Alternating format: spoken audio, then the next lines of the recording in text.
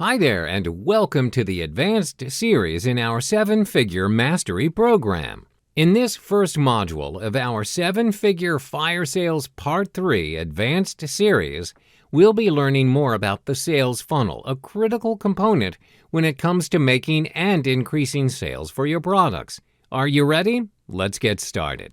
By now, you must be wondering, what on earth is a sales funnel? Well, a sales funnel is a marketing strategy. It is a series of different stages specifically designed to move your prospects from the beginning where they gain awareness of your brand or product to the point where they end up purchasing your product or products as customers and repeat customers. It's named that way due to its diagram's resemblance to a funnel.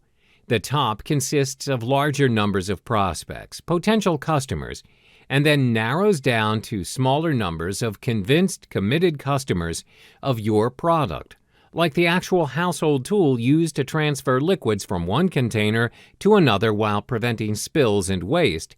This funnel also serves to increase the probability of your securing online sales while maximizing your resources while reducing the chances of losing customers. Each stage comprises of individual or multiple marketing tools, such as landing pages, emails, and the like, depending on what you're hoping to achieve with your sales funnel. An effective sales funnel is the key to a successful digital business. It's how well you plan and execute it that sets your online business apart from the rest. It's dependent on whether you understand each phase of your funnel and can successfully strategize and monetize the different stages along the line. Not convinced? Well, then here are 4 main reasons why you need a sales funnel. 1.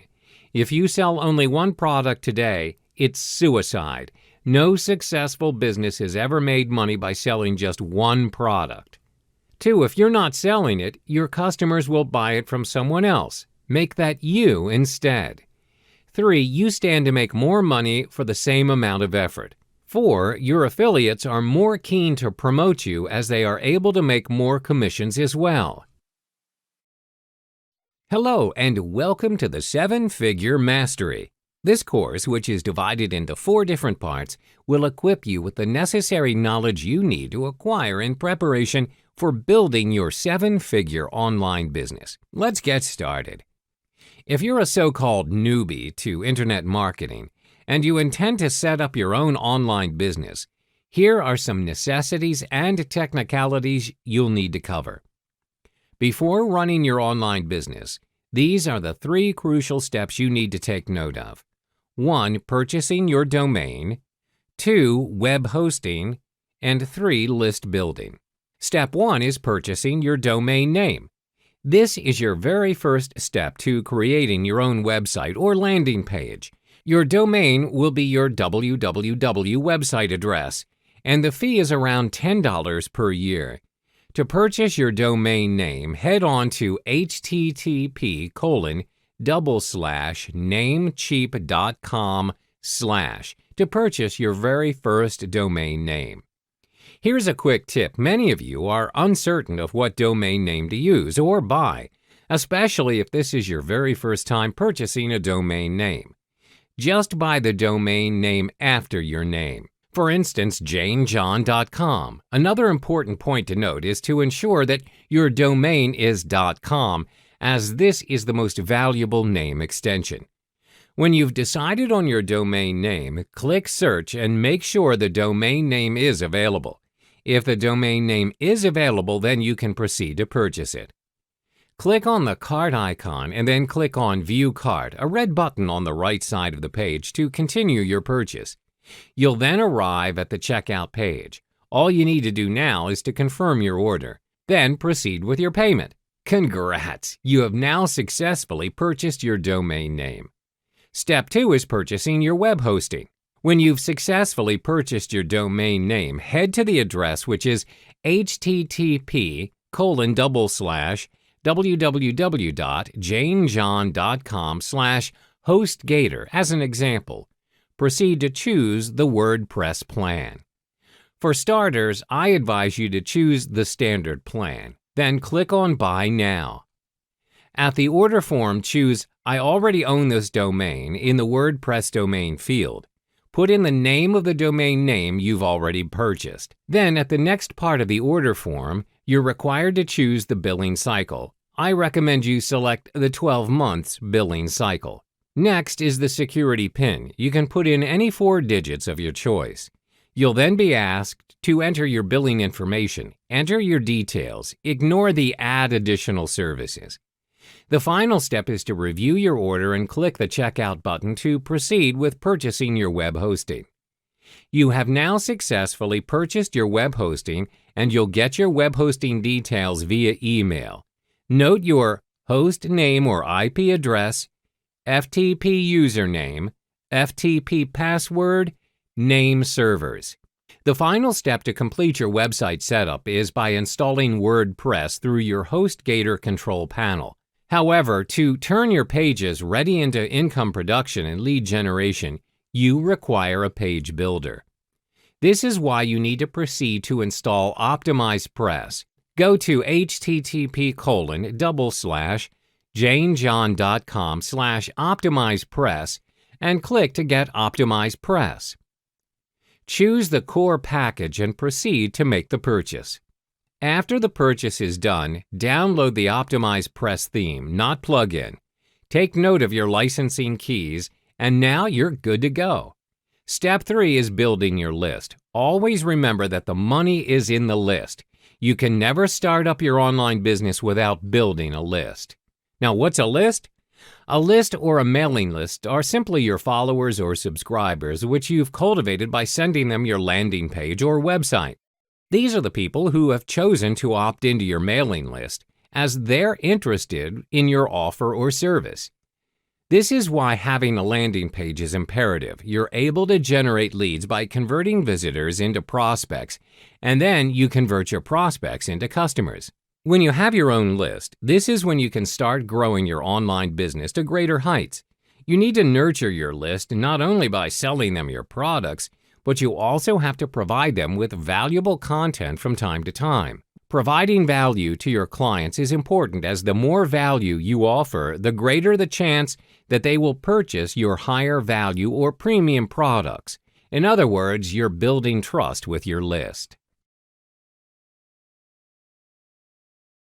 Welcome to the second segment of the 7-Figure Mastery, where this segment is catered towards beginners. Previously, you've already mastered the technicalities in building your online business. In this module, you'll learn everything there is to know about affiliate marketing. If you're still not ready or you need some time to offer your clients your own products, you can always consider starting out with affiliate marketing. Affiliate marketing, if done right, can help you generate massive commissions. Not only that, you're also able to build and expand your list through affiliate marketing. What is affiliate marketing? The concept of affiliate marketing is simple. We're selling products or services for others, and of course, we're doing the marketing campaign for other vendors' products to be sold to the public. In other words, it gives us the avenue to earn commissions through promoting other people's or companies' products. You start out by choosing a product you find valuable in the market. You then promote it in the most efficient way you can and make a sizable profit for your efforts. But at the end of the day, the most important and truly rewarding part of affiliating is when a sale is made. Why affiliate marketing? Through affiliate marketing, you're able to accomplish 3 things for 3 different parties. First, you're earning commissions for yourself. Second, you're helping a company or other people to generate leads and prospects. Finally, you're making a new satisfying experience to your customers. They would discover a product from you that can really be helpful and valuable to them. The thing about affiliate marketing is we don't have to create our own products for this business to run. Yes, you know that you don't have to go through the trouble of actually coming up with ideas and the labor of producing something. Instead, you'll be selling other people's products. You don't need a big email list to drive traffic to the offer and a huge budget. The common mistakes of rookie affiliate managers. Most of us tend to neglect even the very basics of affiliate skills when we first start out. So what are the potential mistakes you might be making, or the ones you're unaware of. The first common mistake is not building your list.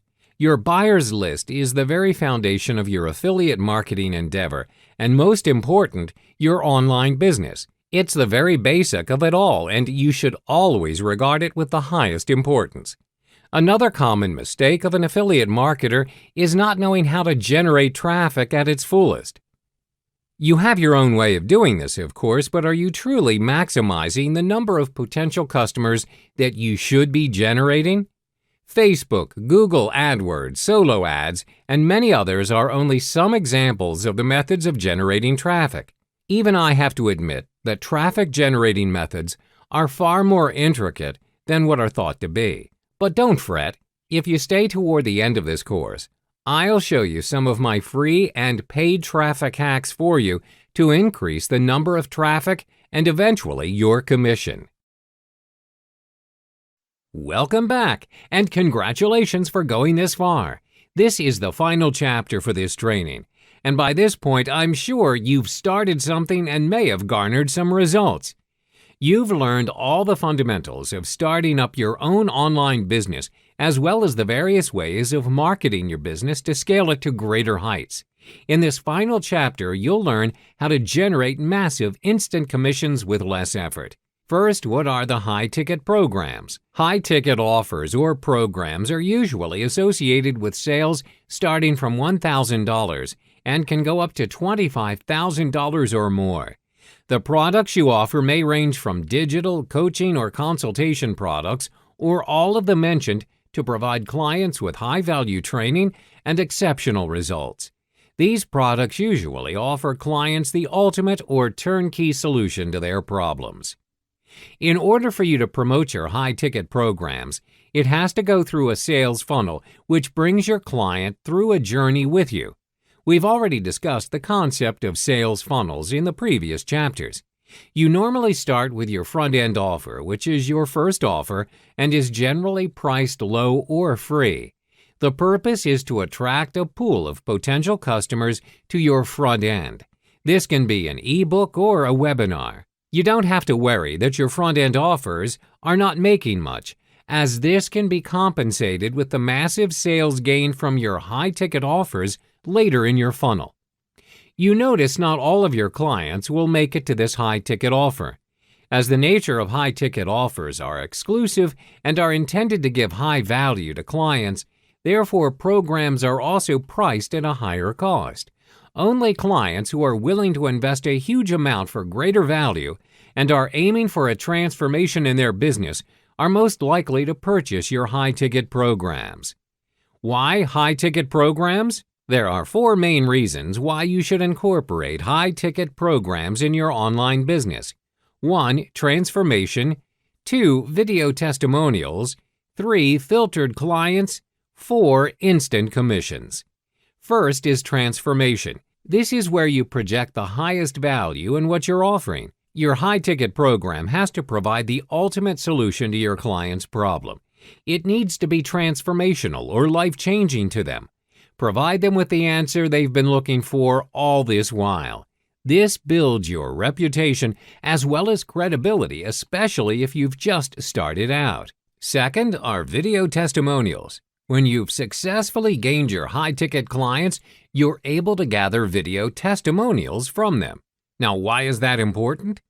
It's your future social proof. When your clients provide you with positive testimonials of your programs and products, this will again build your credibility and reputation. This helps you attract prospects, which eventually turns into your high-ticket clients. The third reason why high-ticket programs are important to your online business is because this is where you gain your filtered clients. These are your premium clients who are willing to pay a high price to solve their problems. You manage to gain these clients by bringing them through a journey, from the 3-week webinar to attending a strategic session with you and finally taking in your offer. This is why executing the 3 stages in creating your high-ticket offer is important. You are able to filter your prospects and only deal with those who are really interested in your offer. This saves you a lot of time and resources. Finally, earn massive sales. You're able to gain instant massive sales with minimal effort. You don't need hundreds of sales to break even and earn massive profits. All you need is a small number of highly qualified clients who are interested in purchasing your high-ticket programs. Hi there, and welcome back to the 7-Figure Mastery Advanced Level series. In the previous module, we walked you through the basics of the sales funnel, what it is and why you need a proper strategy for it. Today, in this module, we'll look into the components that make up a sales funnel. An ideal sales funnel consists of these few components: 1. Front end, 2. Upsell, 3. Downsell, and 4. Back end. First stage, front end. This is the part where you walk your prospects through your offer. At this point, no one would have bought anything from you yet. At this stage, what you want to do is to attract prospects. One way to do this is by offering potential customers your products at low to medium price ranges. At this point of the sales funnel, you're not looking at making a profit yet. Your focus here is to drive up traffic volume. Not only that, pricing your offer as self-offering minimize risks for prospects monetary-wise, making it more likely for them to make a purchase. This product offering here would be one that is most visible on your website or landing page, and one that prospects will buy first. Your aim is to use this as bait to reel the visitors in. Your offer here can come in the form of an ebook, a video, or even a software product. Whatever the product, your product should most importantly provide value. Good value creates happy customers, which in turn makes them more likely to stick around. Here's an example. Your front-end product can come in the form of a software to assist internet marketers to create and edit their bonus pages without the need of knowledge of coding and design. This product solves a problem, the complexity of creating bonus pages, and provides value. Its low price point makes it a low-risk buy for prospects. When they find out just how useful the product is, they'd be more likely to look forward to other products you have for sale. Second stage, upsell. This is the stage where your clients are given the opportunity to upgrade their front-end offer. Here's how you do this. When the visitors have filled in the second step of the front end and click the Submit button, you then direct them to a special one-time offer. This is where you promote your upgrade or add-ons. Here, you'll sell a pricier upgraded version of your previous offer that the customer already owns, or provide clients with the opportunity to add extra features or to get add-ons for their existing product, which will be even more helpful for their needs. The key here is to increase value and make the upsell essential and natural. Let's take the same example of the same bonus page software I mentioned earlier. Here, as the upsell, you offer the deluxe, more advanced version of the same software product where there is an upgrade in value. The product's library is tripled as compared to the front-end offer. To reflect the increased value the product offers, the price is adjusted to be a little pricier than the original product, which is $48.86. The next important aspect is how you structure your one-time offer. Obtaining the second yes from your clients is 80% dependent on your offer structure and 20% script. Here are some tips on how you should structure your upsell offer. Don't sell more of the same offer. This is a common mistake. Entrepreneurs try to sell more of what the customer just bought at the front end. For instance, if your front end is a book on dating tips, your next offer should not be the same thing. Don't sell a totally random product. The next major mistake people make is selling random, unrelated products. When there's no logical connection between your front end and your upsells, you will automatically kill conversions. Focus on the next thing. This is one of the smartest ways to do upsells. For instance, if your client has already purchased the Dating Tips book, you know that his or her end goal is to find a partner. Think of what your audience will be interested to know more next in that context. You can offer them an upsell on how to dress to impress on their first date, or even on personality and character building to attract their other half. Those types of upsells will convert well as they are related to the end goal for the audience. Third stage, downsell. So we know that not all our customers will buy into your upsell offer. Some are bound to decline the offer, and this is where the downsell offer comes in. The downsell is where you offer the person who rejected your offer an alternative product at a much lower price. The benefit here is that although the customer has declined your original upsell offer, you still earn something from your sales efforts, as opposed to nothing without the downsell. Plus, if the customer ends up liking your downsell product, you may have just earned yourself another very likely repeat buyer. There is a simple, foolproof method for executing downsells. All you have to do is just remove the bonuses from your offer and lower the price of the product. That's it. For instance, if your original offer is $97, you can lower the price by $30, remove the bonuses, and then make the same offer. Fourth and final stage, back end. Here is the stage where you bring out your highest valued and usually priciest offer, often with more or deeper information or more access to you. This is where you gain maximum profit, as it's where you can charge at a premium rate. Due to its value and pricing nature, back-end products are usually offered a few days after the other funnel stages. The back-end offer is usually targeted towards a small, very responsive group of customers. This small group are customers who have traveled from the front-end stage, managed to harness significant value from the products they have either gotten for free or bought from you, and are convinced enough, so much so that they look forward to buy more from you.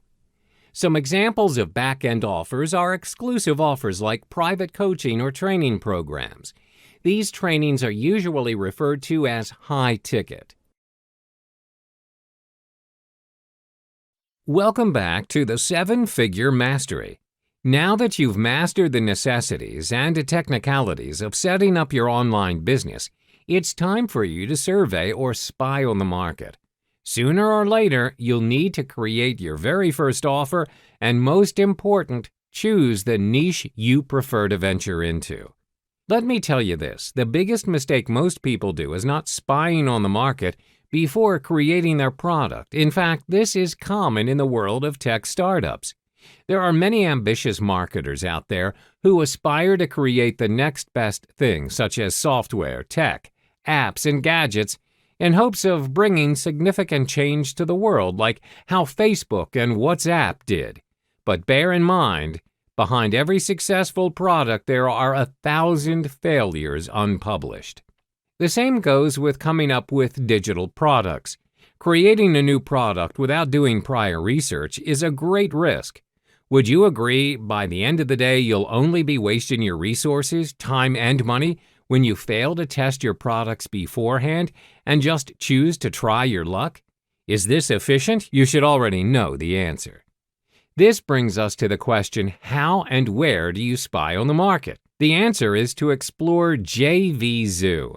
JVZoo is a popular affiliate site amongst internet marketers and online product creators, or better known as the Make Money Online MMO industry.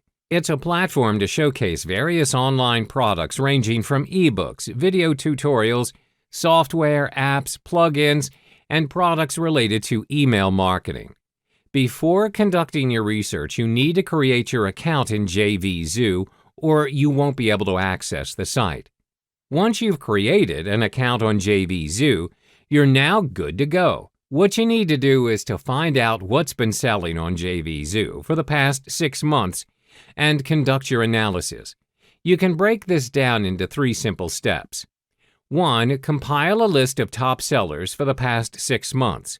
2. Create a spreadsheet so it's organized and easily comparable. I recommend using Excel spreadsheet. 3. Analyze your findings. 1. Compile a list of the top sellers for the past 6 months. For the first step, compile a list of featured products from JVZoo for the past 6 months.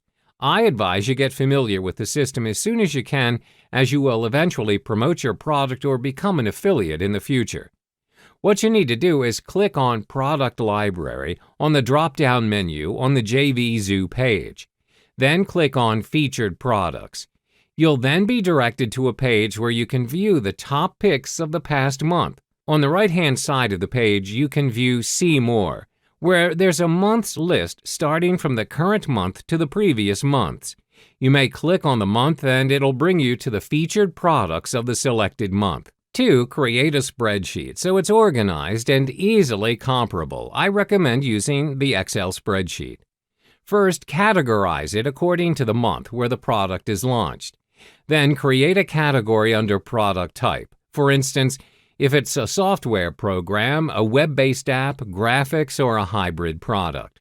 Then create another category under topic, which indicates the product's purpose.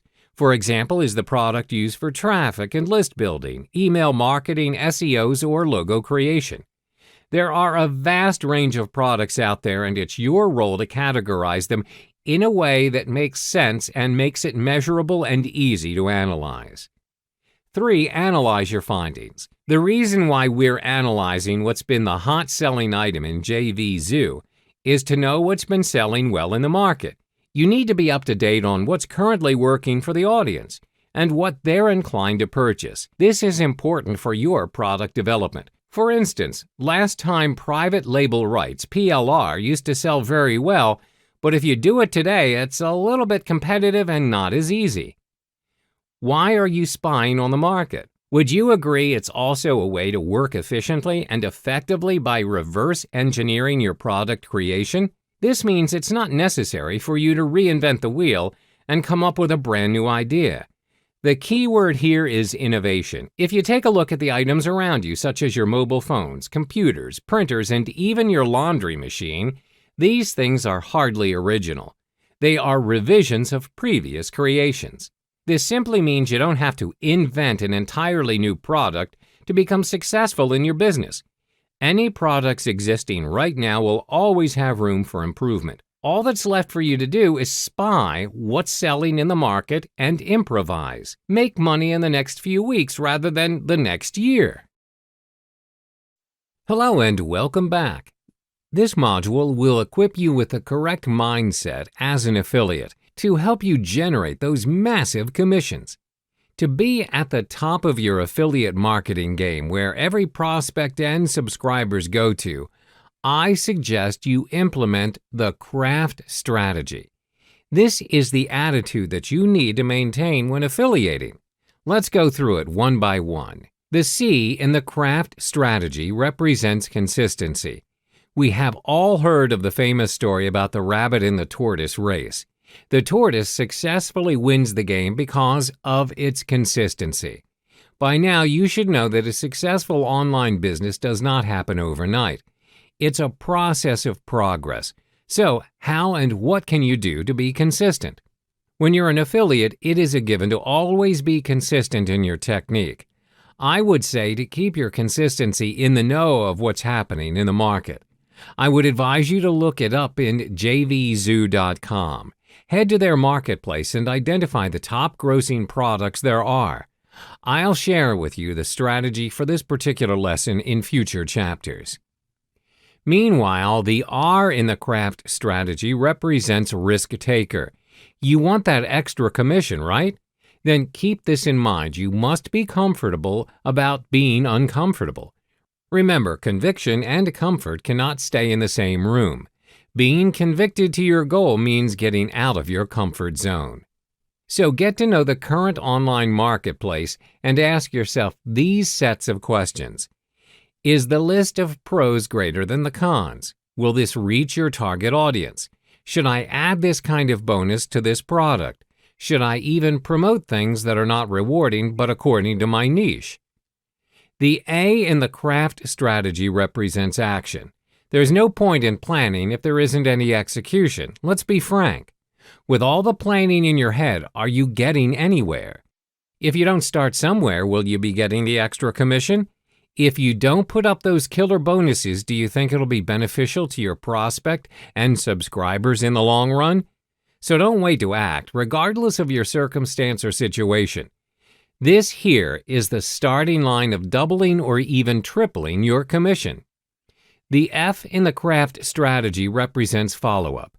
The basic and nonetheless critical mindset you need to always remember. I think you would agree that following up to your list is important for you to earn the extra commission. Let me suggest a way for you to follow up with your list effectively and efficiently. There will come a time when you have already established a large list, and it'll get overwhelming to follow up with your list manually. So sign up for any autoresponder software available out there. For instance, Aweber. They provide automation services and editable mail layout for you. However, the key is to be consistent. If you don't do it, you don't earn. If you do, you will earn that extra commission you've always wanted. The T in the craft strategy represents time management. Spend at least once a week to study the current product in the marketplace and find out the reason why a particular product is increasing or decreasing in demand. This will allow you to train your observation and analytical skills. With these skills, you'll be able to promote the right product and have a higher commission in return. New products are released every day. If you don't believe me, head to the JVZoo's product library and towards the latest launch tab. Just look at all the new products waiting for you to promote. Bottom line, if you don't do a timely visit to this place, just look at all the opportunities that are slipping away right in front of you. Welcome back. Previously, we've discussed in detail what are high-ticket offers. Would you rather get 1,000 people to pay you $7 each for a program, or would you rather have 100 people pay you $1,000? Clearly, the latter saves you a lot of time and, most importantly, will get you earning massive as well as instant sales. Now, let's walk you through the 3 stages in creating your high-ticket programs. 1. Build a list, a minimum of 2,000 to 3,000 subscribers. 2. Organize a free webinar for 3 weeks. 3. Offer them a transformational program worth $5,000. The first stage in realizing your high-ticket program is to build a list of at least 2,000 to 3,000 subscribers. This step is important because this is where you generate your high-ticket leads. Without a list, there is no audience for your show to begin with. You can build your list almost instantly via solo ads, as mentioned in the previous modules. This saves you a lot of time and helps you tremendously in acquiring prospects. The second stage is to organize a free webinar for your subscribers for 3 consecutive weeks. Email your subscribers regarding the webinar and get them to register for it. During the webinar session, give them a preview of your high-ticket offer and tell them what you want and what they can expect from it. You should also tackle their pain points according to your niche and why they need to get their hands on your high-ticket program. By the end of the 3-week webinar run, make sure you direct your subscribers to the strategic session page. This is where you filter your subscribers and select the most qualified ones to attend a one-on-one phone interview with you to discuss their interest and intention in your high-ticket program. The final stage is to offer a transformational program to them. This is your high-ticket program. If you are relatively new to the internet marketing niche, I advise you to place a $5,000 price tag on your high-ticket offer. Remember, you're offering programs with the highest value to your clients. Your high-ticket program can be in the form of coaching sessions over a period of time, workshops, or even retreats. Your high-ticket strategies. Now let's talk about the 2 different strategies to hypnotize your prospects towards your high-ticket programs. The 2 different strategies to execute your high-ticket offers are 1. The $500 filter. 2. Educating your prospects through different channels. First is the $500 filter. The first step to take in filtering your prospects towards your high-ticket programs is by offering your subscribers a $500 program. This price is set to $500 as to ensure you attract only qualified clients that would take the high-ticket program seriously. Some prospects who participate in your front-end offer are only interested in the freebies and bonuses offered. The worst kind of clients are those who want free stuff and are demanding. You're not going to get them to invest a single cent with you. Therefore, filtering your potential high-ticket clients is an important step. Usually, your $500 program will cover areas such as 1. How to make their very first sale, 2. How to gain subscribers, 3. How to set up an online business. When you've provided them with all the information above, you can then proceed to offer them your $5,000 high-ticket program. As mentioned in the previous chapter, your high-ticket program provides the highest value and solutions to your client's problem, as well as strategies to seal the deal sales and taking their business to the next level. The second strategy is to educate your prospects through different channels. These channels include content related to the niche you are focusing on. 1. Videos, 2. Articles, 3. Lessons, 4. Case studies, 5. Report. Ideally, educate your prospects utilizing the necessary channels for 3 weeks before proceeding to your high-ticket programs. When you've educated them for 3 weeks, you can sell them your high-ticket program worth $5,000. Your high-ticket models. What are the high-ticket models or programs available for you? There are various methods for you to choose from to make money with high-ticket programs. These options are 1. Sell through automated webinars, 2. Done-for-you services, 3. Mastermind groups, 4. Seminar retreats or workshops. First, you can sell your high-end products via automated or evergreen webinars. Webinars are a great option to consider, as they enable you to attract a large number of qualified prospects in need of your service when you focus on your niche and market your webinar strategically. These prospects appreciate the value you deliver and are willing to purchase your products no matter how much they cost. Of course, this depends on how well you pitch your program in the webinar. By marketing your products to a large number of audiences at once, you save a lot of time and generate instant sales. You can easily sell $997 to $2,997 programs through automated webinars. These webinars may run for 3 to 4 weeks. The second option for you to consider is done-for-you services. This means you can offer a packaged offer to your clients, which contains various services, from building their landing page or websites to creating and marketing their products. This requires a high involvement from you and your team in completing your client's request, but you get paid a very high price. Done-for-you services may range from $2,000 all the way up to $100,000, depending on the type of services you offer and what the clients need from you. The third option is mastermind groups. A mastermind group works where your clients pay you $1,000 to $10,000 per month to work with you in a group setting. This can be a group meeting held every month, discussing on marketing strategies, product launches, as well as tips and techniques within your niche. Last but not least are seminars, retreats, or workshops. You may organize high-ticket retreats, seminars, or workshops discussing the strategies to earn massive commissions and sales within your niche and how to execute them. You may also organize workshops for your clients to set up their very own online business. This may include how to 10 times their business, bringing their sales and profit to a whole new different level, or something of ultra value and great results. Hi there, welcome back to 7-Figure Mastery.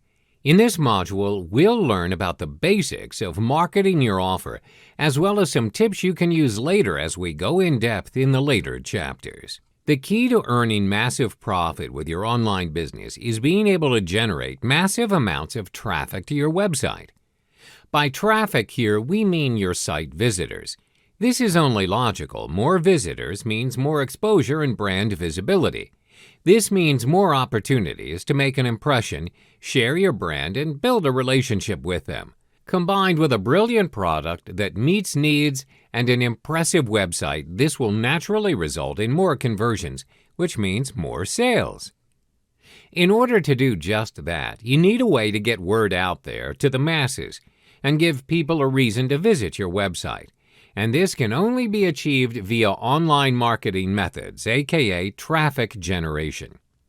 There are many methods and tactics available out there to help you generate traffic, both paid and for free. Among the available methods are Google AdWords, Solo Ads, Facebook Ads, Instagram, and Pinterest. In the coming modules, we'll discover more about these different avenues available for traffic generation and learn how to use these methods to tweak our traffic numbers. However, before we venture down this path of discovery and learning, there is one thing that you need to keep in mind at all times. You should first and foremost focus on traffic quality over traffic volume. Numbers are important, but traffic quality should be prioritized even more. The traffic you get should be targeted, people who will very likely find your services or products a good fit with their needs and wants. Only then you'll see high rates of conversions. Tips for quality traffic generation. 1 is study your traffic numbers. Put your analytics to good use. Study them to find where your sales are coming from. Look out for key performance indicators and metrics. This includes click-through rates or CTR, conversion rates, bounce rates, and customer lifetime values. This way you can measure and identify visitors that are valuable and use that information to replicate success and enhance website traffic quality. 2. User-friendly website navigation and design. Your website should be user-friendly, period.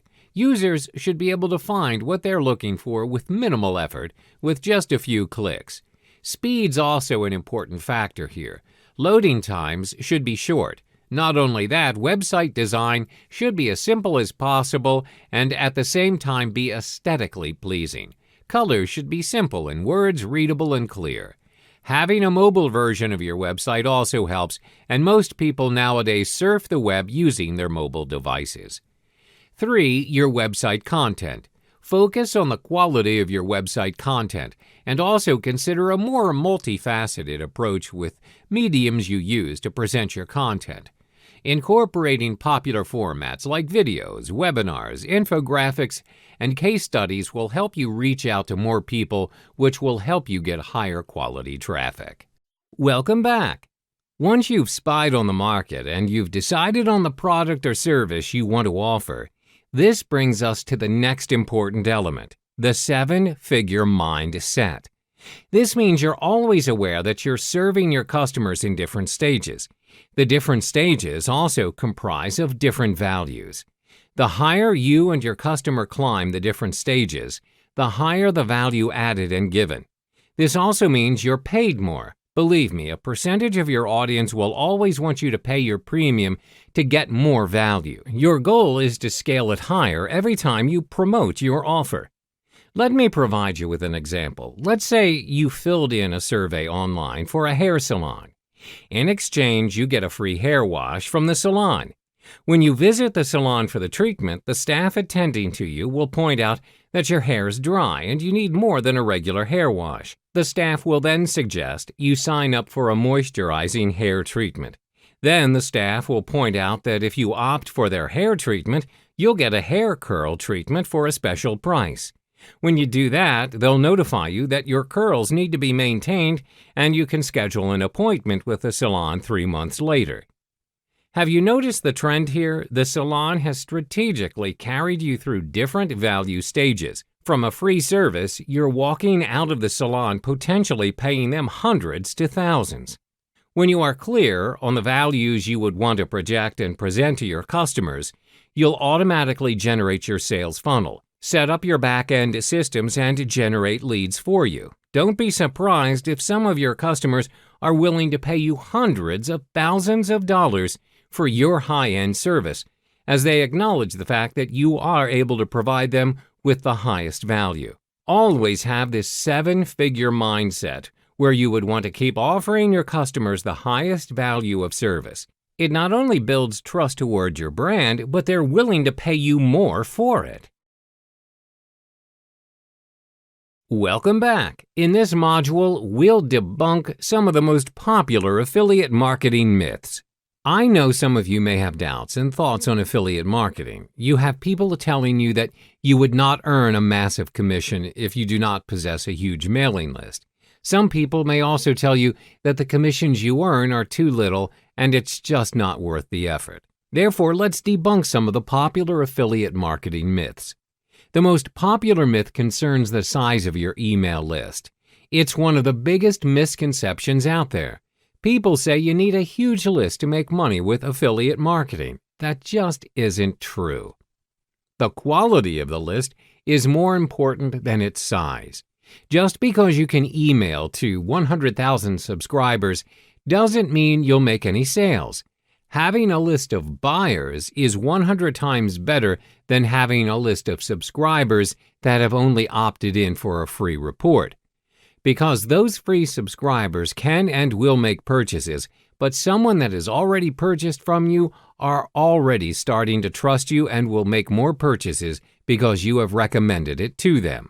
Always remember, the bigger the email list with buyers will in turn produce higher commissions and profits from your efforts to deliver quality and value to them. It's not just about delivering promotions to them all the time, but also giving them advice and showing them results. Sending them clickable links or any forms of call to actions in every email is important to have them view your recommendations regularly. Emailing daily is a must. You need to keep you and your brand at the top of the subscriber's mind and inbox. Don't let yourself be forgotten. If you're not emailing your list at least once a day, you're leaving money on the table. There goes that extra commission you could be making. At some point, having a huge email list is important, but it's not the sole measurement of a successful affiliate email campaign. In fact, many marketers worry and do their best to maintain their overall number of subscribers on their lists. Keeping subscribers is important, but it's not the only stat to focus on. The next myth that we're going to debunk is technical barriers. Contrary to popular belief, you don't really need to know all of the computer jargon to make commissions. Just hop over to WordPress.com and start making your own website or blog from there. It's the most simple and user-friendly website making you can ever use.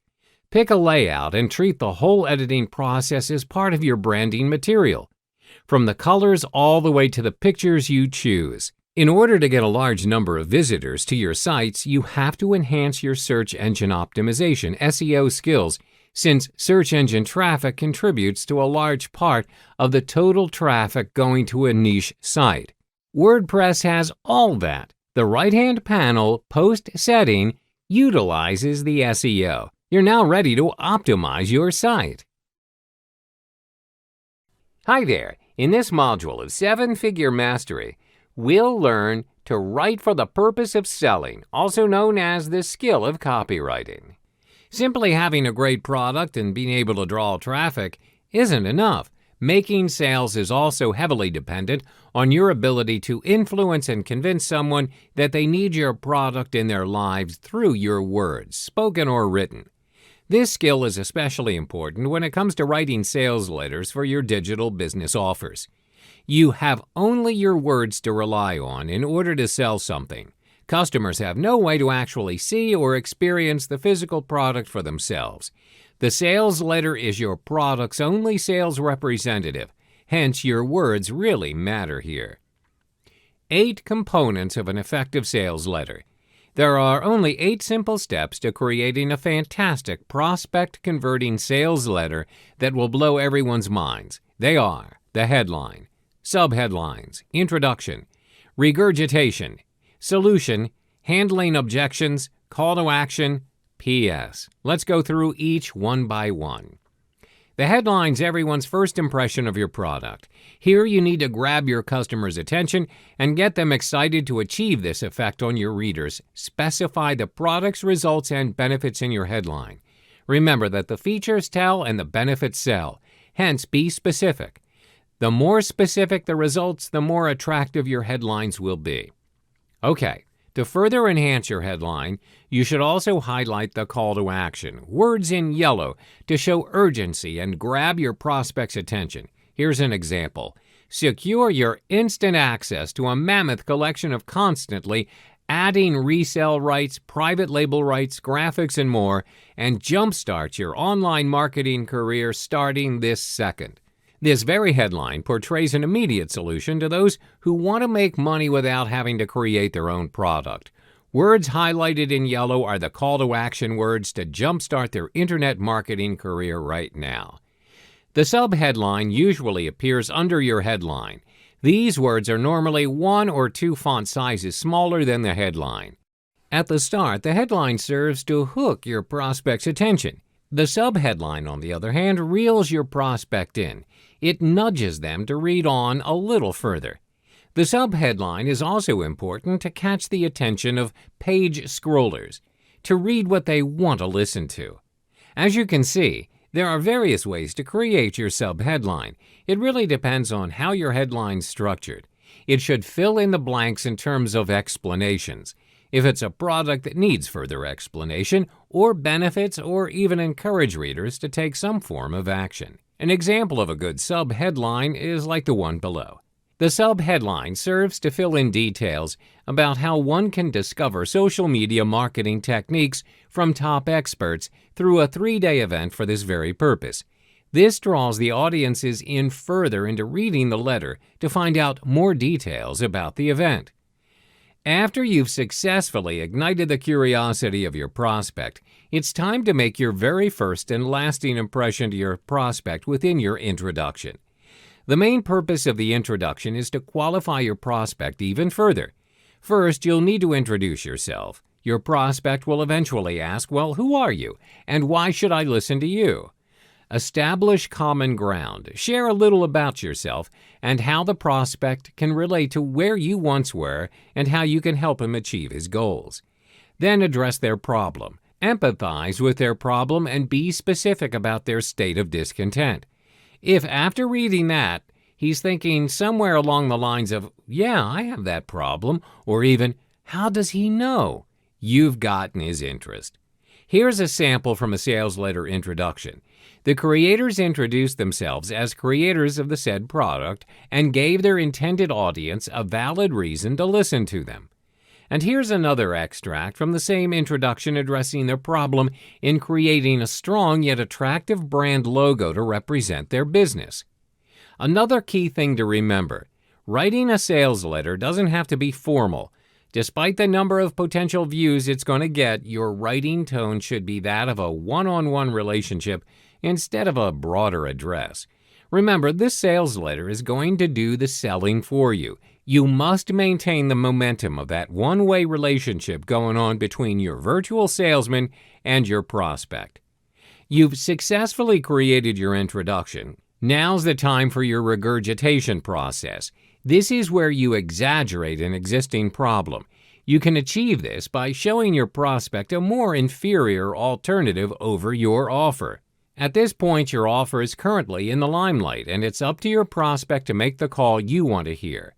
Here's another example from the sales letter. Not everyone can afford the pricey Adobe Photoshop. Most people lack the designing skill, and the high cost and time required to design a logo is so demotivating. So in this part of the sales letter, the problem is exaggerated. Finally, you can announce your long-awaited solution to your curious prospect. Start answering the questions like, what can your solution do and what can it solve? Over here is an example. The product is introduced. It is described as the all-in-one solution to creating professional-level marketing materials like logos, cover, avatar, characters, and so much more. Don't stop there. You must provide the various features and benefits your solution possesses. If you have more than one component to your solution, show them by sections. Then, next, you list out the benefits of the solution.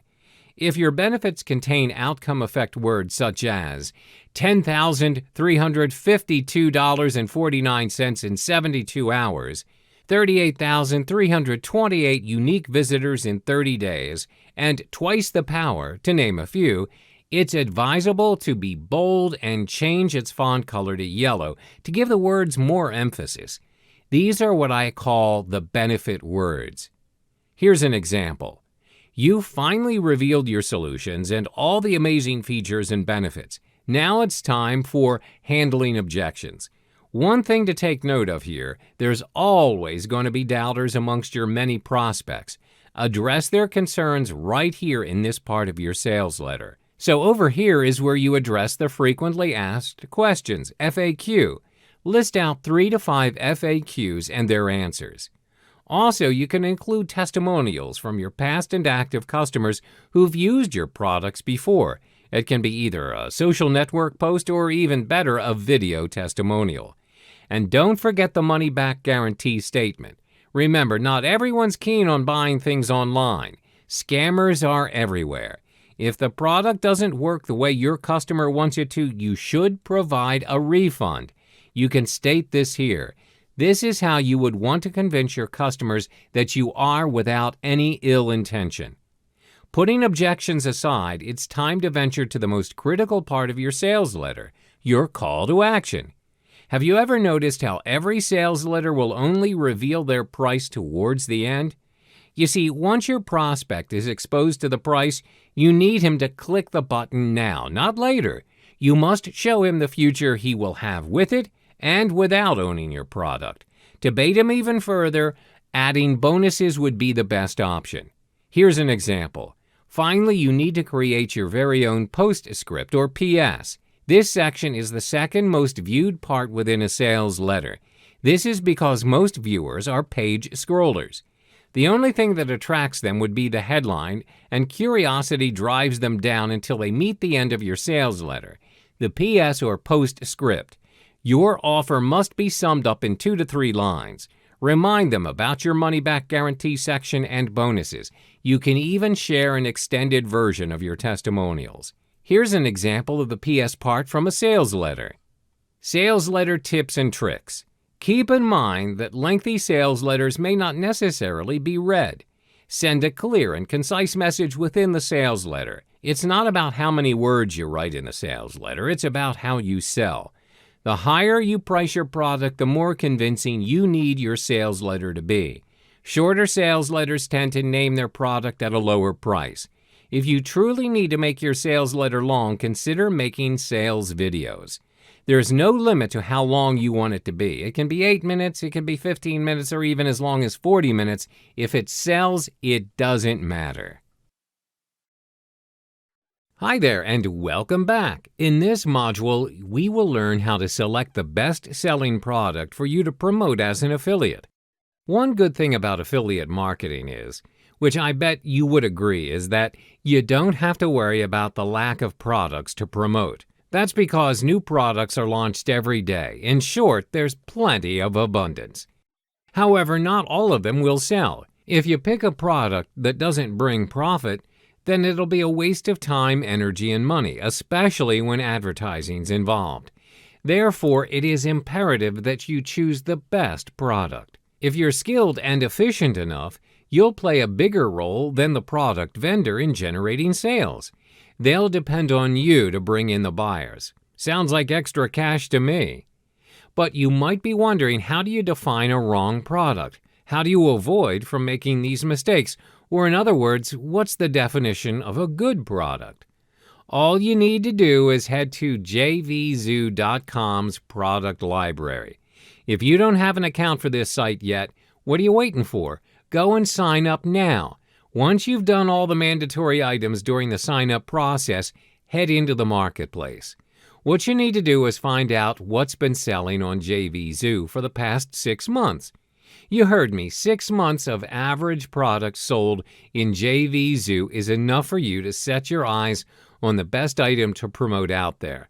Head to Featured Products. That's how you start studying the kinds of products your potential vendors are selling out there. The amount of sales they're making, the types of products they're selling, and the commissions affiliates can earn. Now, don't stop there. What comes after this is making a list of the 6 months of featured products. Use any spreadsheet that you've got and categorize the products. I'd recommend you start by separating them according to the month of the product launch, following their name, type of product, and earnings. Eventually, it's up to you to measure each product in the simplest way. because at the end of the day, you need to conclude your studies by highlighting the products that work best. You'll notice that some products are selling more than others, even if they're in the same category. Therefore, it's important that you just don't pick random products to promote. Take note of their commission. Which of these are selling like hotcakes and which are the least favored among buyers? Welcome back to the beginner's course to build your online empire. This module will equip you with the necessary criteria for you to look out for in order to choose the best products to promote. So I've done my spreadsheet and I've analyzed all the 6 months featured products, and I find out that some have some good earnings and some don't. How am I supposed to know the best one to promote? Well, I'm glad you asked. What I'm about to share is my definition of a best product. These are the criteria that have helped affiliates earn those extra commissions you've been looking for. Criteria number 1, choose the product with the most rewarding commission. I would advise you not to go for anything less than 50% commission. They're not worth your time. Just head to JVZoo and choose Find Product under the Affiliate tab. The second criteria is digital products sell better than physical products. Don't get me wrong, physical products do sell, but far less than digital products. Also, physical products seldom have 50% commission. Your earning will be less for the same amount of work a digital product affiliate will do. And don't forget to keep an eye on an upsell that comes with the product. This is like an extra offer, and it's the second criteria you need to look out for. For example, when you go to McDonald's and you order for a medium-set meal, the cashier will automatically ask you, "Would you like to go for large instead?" It only costs another $1. This method allows McDonald's to increase their revenue. If the vendor provides an upsell, it's going to be highly profitable because you'll be able to gain more commission. The third criteria, a commission that has a recurring element. That means that the vendor will commission you monthly. For example, if it involves a monthly fee of their membership website, you'll be paid monthly for every imposed fee. Another one is instant payment. Sites like JVZoo provide a system called tentative payment, where you'll get instant payment, but if a customer asks for a refund, they'll retract your commission instantly. The last criteria you should look out for is the demand of the product. With demand, any products will undoubtedly sell better. If the market demand of the product is low, then it'll be a waste of your time and energy for you. Hence the 6 months feature product spreadsheet I told you about earlier. That's why it pays to do your homework of the products you want to promote. Get to know the vendor, look them up on JVZoo, and ascertain to yourself that their sales are genuine. Read their affiliate details and sales page. Trust me, it's worth every bit of your money and time spent. Hello there, and welcome back to 7-Figure Mastery. In this module today, we'll be learning more about Google AdWords, one of the many available paid traffic generation methods out there. Google AdWords is Google's own paid advertising service, which allows one to place search results for your own website or landing page on Google search engine results page by paying a certain amount. Google AdWords is one of the easiest and practical ways to generate traffic to your landing page. Contrary to popular belief, the steps to it are actually quite simple and aren't as pricey as some people perceive it to be. Your advertisements with Google AdWords will be displayed on the SERP, together with all the other paid and unpaid listings of the search engine. These type of ads are positioned above the unpaid listings in the SERP. They look quite similar to the original search results, with the exception of a small green ad label on the listing itself next to the web link. Selecting the relevant keywords to direct the audience to your landing page is key to advertising with Google AdWords. As the advertiser, you select a keyword that a searcher might type in when they search for their particular interest on the Google search engine.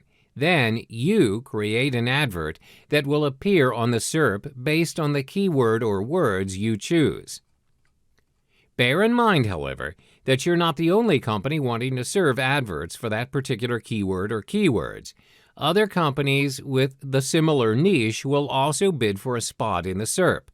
Hence, you would have to compete against other marketers out there to be the highest bid in terms of cost per click, or CPC. However, it's not just the highest bid for CPC that's taken into account for the projection of your ad. Google also measures your ad by its quality score. Before we get into the specifics, one should understand the meaning of the term cost per click. It refers to the amount you're willing to pay for every click you get on your Google AdWords advert. Now, let's understand the basics of bidding. Google allows one to pay the maximum bid amount of their chosen keyword. One can also select the automatic bidding option if they have to adhere to a tight budget. Here, Google will automatically select the bid amount for you within your budget, which is known as maximum cost per click bid, and bring you the most possible clicks within your budget.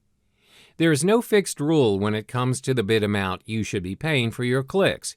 At the end of the day, your bid is dependent on three important factors, which are the type of campaign you're aiming for, the cost of your keywords, the success rate of your keywords.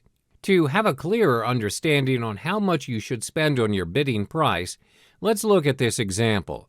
Let's say you own a clothing line shop and you make $10 from every purchase. You see on average that 1 in 10 visits results in a purchase. If you set a maximum amount of the CPC bid to $1, you'll break even. Advertising costs equal sales. Therefore, to gain profit, your CPC should cost you less than $1, which means you would want to set your maximum bidding amount lesser than $1. Hence, choose a bid amount that works for you and the campaign that you're aiming for. There's also another factor that you've got to take account of after you've determined your bidding amount, and that's the quality score. Before your keywords can reach the SERP, Google will evaluate the relevance and the usefulness of your selected keywords for ads. This is to ensure that your keywords are relevant to the users. Google also looks into the quality of your landing page. For example, if the user types in Converse sneakers and your advert says, "Purchase your Converse here," once they click on your ad, they would expect to be directly led to a landing page selling Converse sneakers and not a generic home page which the searcher doesn't want. This is Google's way of ensuring that they provide users with the best possible quality results. Again, you should take into account that a higher bid for an AdWord does not necessarily buy you your SERP display success.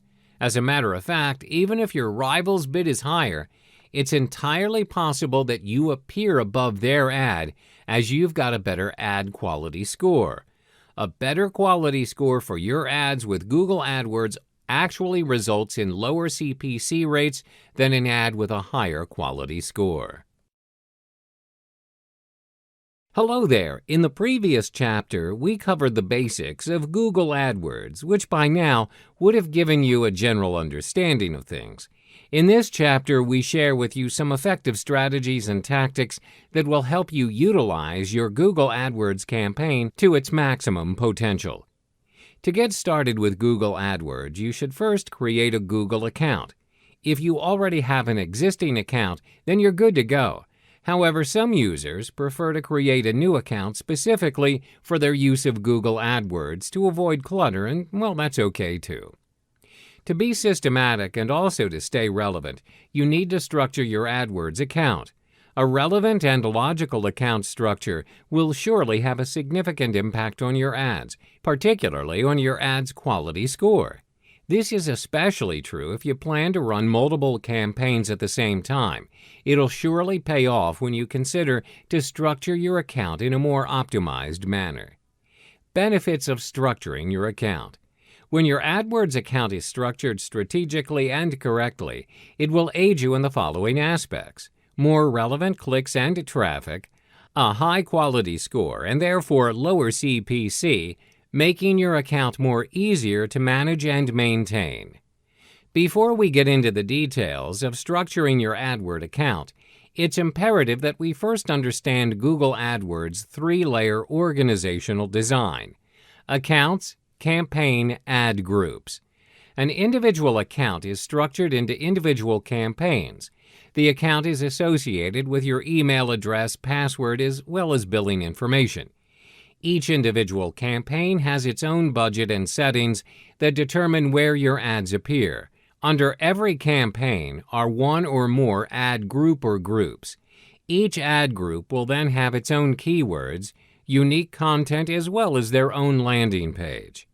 There are multiple ways in which you can structure your Google AdWords account, depending on your personal objectives. For instance, you can strategically structure your AdWords account based on your website structure, creating your campaigns and ad groups based on the different categories and subcategories of products or services you're offering. For example, for an online e-commerce shop specializing in clothing for women and men, you can choose to have two separate campaigns for women and men categories with ad groups for the subcategories under each category, for example, shoes or shirts. You can structure your ad account based on demographics, such as geographic location if your business operates in different markets. This makes it easier for you to allocate your budget accordingly. Another alternative is to structure your account based on your budget for different categories. This is to help you control your budget for different categories, subcategories, and networks, as you can only set your budget at the campaign level. Also, when there are too many ad groups under a single campaign, it's only wise for you to create another separate campaign. This will help you when it comes to managing your account. Strategy and tactic number 2, selecting your keywords. Now that you've already structured your AdWords account based on the campaigns, you would now have to identify which relevant keyword to use for the different campaign ads. Keyword research must be done to find suitable and effective keywords. This is to ensure that the keywords you intend to use are not of a low quality score and are also not too competitive. One way to do this is using WordStream's free keyword tool. The steps are fairly simple.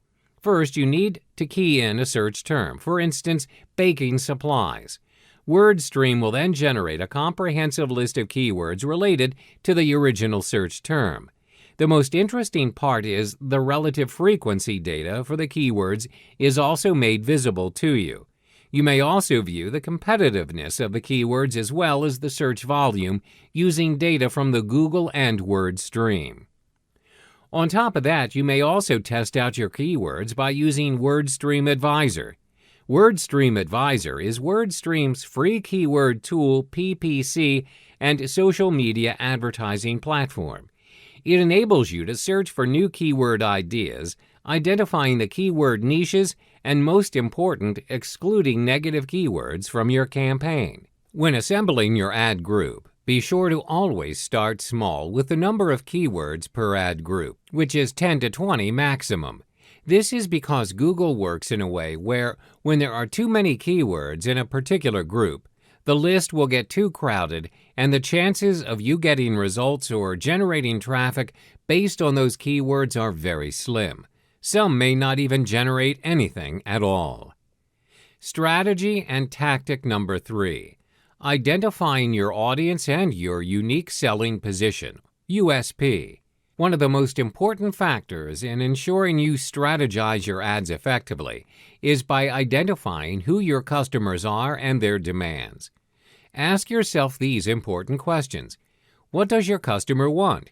What does your ideal customer do? When do they do it? When are they actively searching for what they want? What device are they using? When you've asked all these questions, follow them up with thorough research. By doing so, you'll discover your market as well as the customer's needs. This also helps you avoid wasting your resources, time, and money and energy in developing your AdWord campaign. What is USP, Unique Selling Proposition? Your USP is what sets you apart from you and your competitors. It gives you an edge where it gives your prospects a convincing reason to choose you over everyone else. So how do you create your own USP? First, identify your strengths and what do you have that others don't. This will be your X factor. Always remember that your price tag isn't the sole reason why people buy your product or service. If your competitor is pulling you down on pricing because they're more established, you have to be creative and tackle another sales feature that will compensate the customer's needs. You need to build your sales around that particular feature. Second, interact with your customers by hearing them out. A great company is built on consumers' feedback and insight. Ask your customers these following sets of questions. Why are they doing business with you and not others? What do they like about your product or service? What can you improve on? Third, in order to create a compelling USP, analyze your competitors. Make sure to analyze your competitors' ads, websites, and marketing materials. This way, you can find a way to stand out from the crowd and establish a unique and effective AdWord campaign. Welcome back to the 7-Figure Mastery Beginners level. It's time for you to learn the steps on how to write simple and effective reviews that help generate those extra affiliate commissions. To put it simply, you need a review article to promote the product you've selected. You need a review article to be added into the one-page affiliate website to present both benefits and features. As an affiliate, you should focus more on the benefits. Features of the product are equally important, of course, but benefits are what most people are going for in a product. Have you ever heard of the saying, "Features tell, benefits sell"? To get access to the review article, you need to get the review access from the product vendor, of course. Getting a review article is just an email away. Get to know your vendor. Email them about your intention and how you want to learn about the product before writing your review article. That's right, learn about the product. One of the common mistakes that most affiliates do is not learning about the product first before writing the review article. You should contact the product vendor for all the necessary information. Ask for a review copy or full access to the product. This is the alternative way to get access to the product. From JVZoo, choose the product that you want to promote and then click on Affiliate Details. The vendor will tell you what to do should you need information regarding the product for the review article. Writing your review article. You may not realize it at first, but a good review article can increase the conversion rate. That's right, review articles help increase the purchase rate through affiliate links. Here are some killer tips for you to write your own review article. Step 1. The key is to just keep it simple. Keep it within 300 to 500 words. Your review article should not exceed 500 words because anything more than that will not hold the attention span of your readers. Step 2, write it in the conversational form of me to you message. You don't have to be formal. Make it more personal and friendly. What's more, there's only 2 important points you should write for a review article: the pros and cons of the product. Be concise and straight to the point. Step 3. Additionally, you can insert the photo or screenshots of the products. For physical products, you can show different angles and measurement of the product. Once your vendor sees that you're putting in an effort to promote their product, you can hear the distant sound of extra commissions knocking on your door. Step 4. Insert your promotional video in your article. Upload it to YouTube to get a permanent link in case you need to use it for other related promotional sites. As for a physical product, you can make a demonstration video of the product to your prospect. Step 5. Set up your own site or page to upload your review writing and insert the affiliate link. As I've showed you earlier, WordPress is the easiest way to do this. You don't need any programming knowledge to utilize WordPress. Remember to host it with your own server. Don't use free blogs like example.wordpress.com. Register your own domain and server. Here are some examples for domain names, like somethingreview.com, somethingbonus.com, or somethingspecial.com.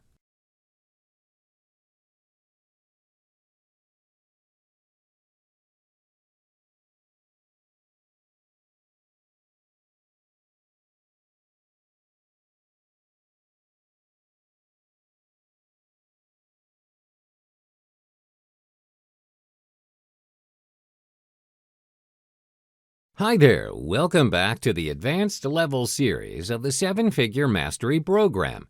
In this module, we'll share with you more strategies and tactics in creating an effective Google AdWords campaign. Strategy and tactic number 4, coming up with killer ads. Your ads have two important goals: to attract potential and qualified customers to click on your ads instead of your competitors, to keep the non-related and unqualified customers at bay by not clicking your ads. When you have more relevant clicks, you generate more sales.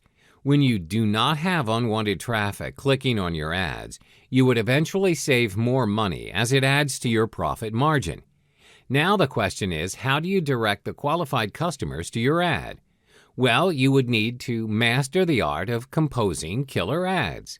There are 3 key components to your AdWords campaign. 1. Headline. 2. Description line, 1 and 2. 3. Display URL. Let's look into the specifics of these components. First, let's look at the headline. The headline should be your main focus, as it's what your prospects will be looking at first. Moreover, AdWords only allows a maximum of 30 characters per headline, so you'll have to make every character count. One proven way to construct a compelling headline is by speaking to your customer's end goal. Do not ask them questions that they are already asking themselves and what they already know the answer for. Let me give you an example. If your customer is searching for pesticides for their crops, you shouldn't have your headline as "Searching for pesticides," which can be redundant. Instead, give them the answer that they're looking for and what they want to achieve. Therefore, your ad headline should be written in this manner: "Get rid of pests once and for all. Save your crops." Give them the solution. For your descriptions line 1 and 2, you only are given 35 characters. Reiterate your offer as effectively as possible. Remember to include your USP as well as your call to action to prompt your customers. Another powerful tool to boost your click-through rate is by using the countdown timer, a feature introduced by Google. This feature can also be inserted in your AdWords campaign, which will instill a psychological force known as loss aversion to your prospects. Sometimes people are motivated by the idea of not wanting to be left behind than the idea of gaining something new. Therefore, by adding the simple feature of having an end date to your offer and including a real-life countdown on your ad will surely inject a fear of loss in your prospects. Last but not least, look at the display URL. Often, this is ignored by most users. The display URL is an important marketing feature if you know how to structure it. Most users will find the easy way out by just copying and pasting their domain name. Instead, what you can do is include your offer, your call to action, or even your USP that will make your URL unforgettable. Let's take a look at the context of the pesticides that we used earlier on. www.domain.com/provenpesticides. www.domain.com/pestscontrol. www.domain.com/unharmfulpesticides. Mastering these will increase your click-through rate, CTR, which in turn will boost your quality score and lower your cost per click, or CPC. Strategy and tactics number 5. Conversion tracking.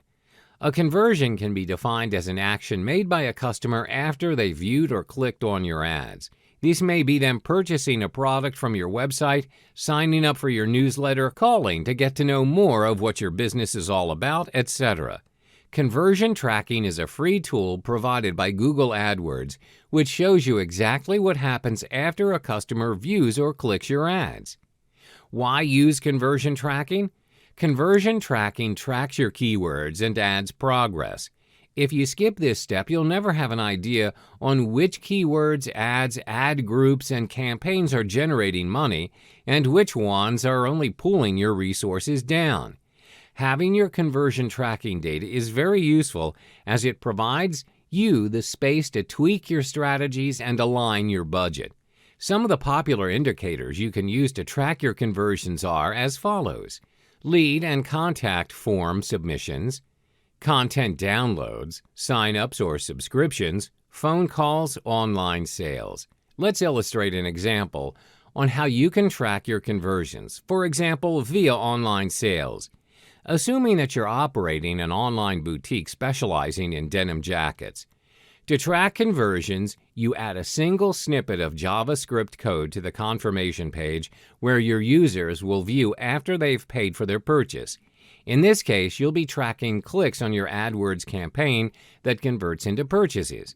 Let's say that you make $40 on each denim jacket you sell. With the aid of conversion tracking, you can identify how much you spend on advertising your goods. In this context, let's say you spend about $10 for each purchase your ad generates.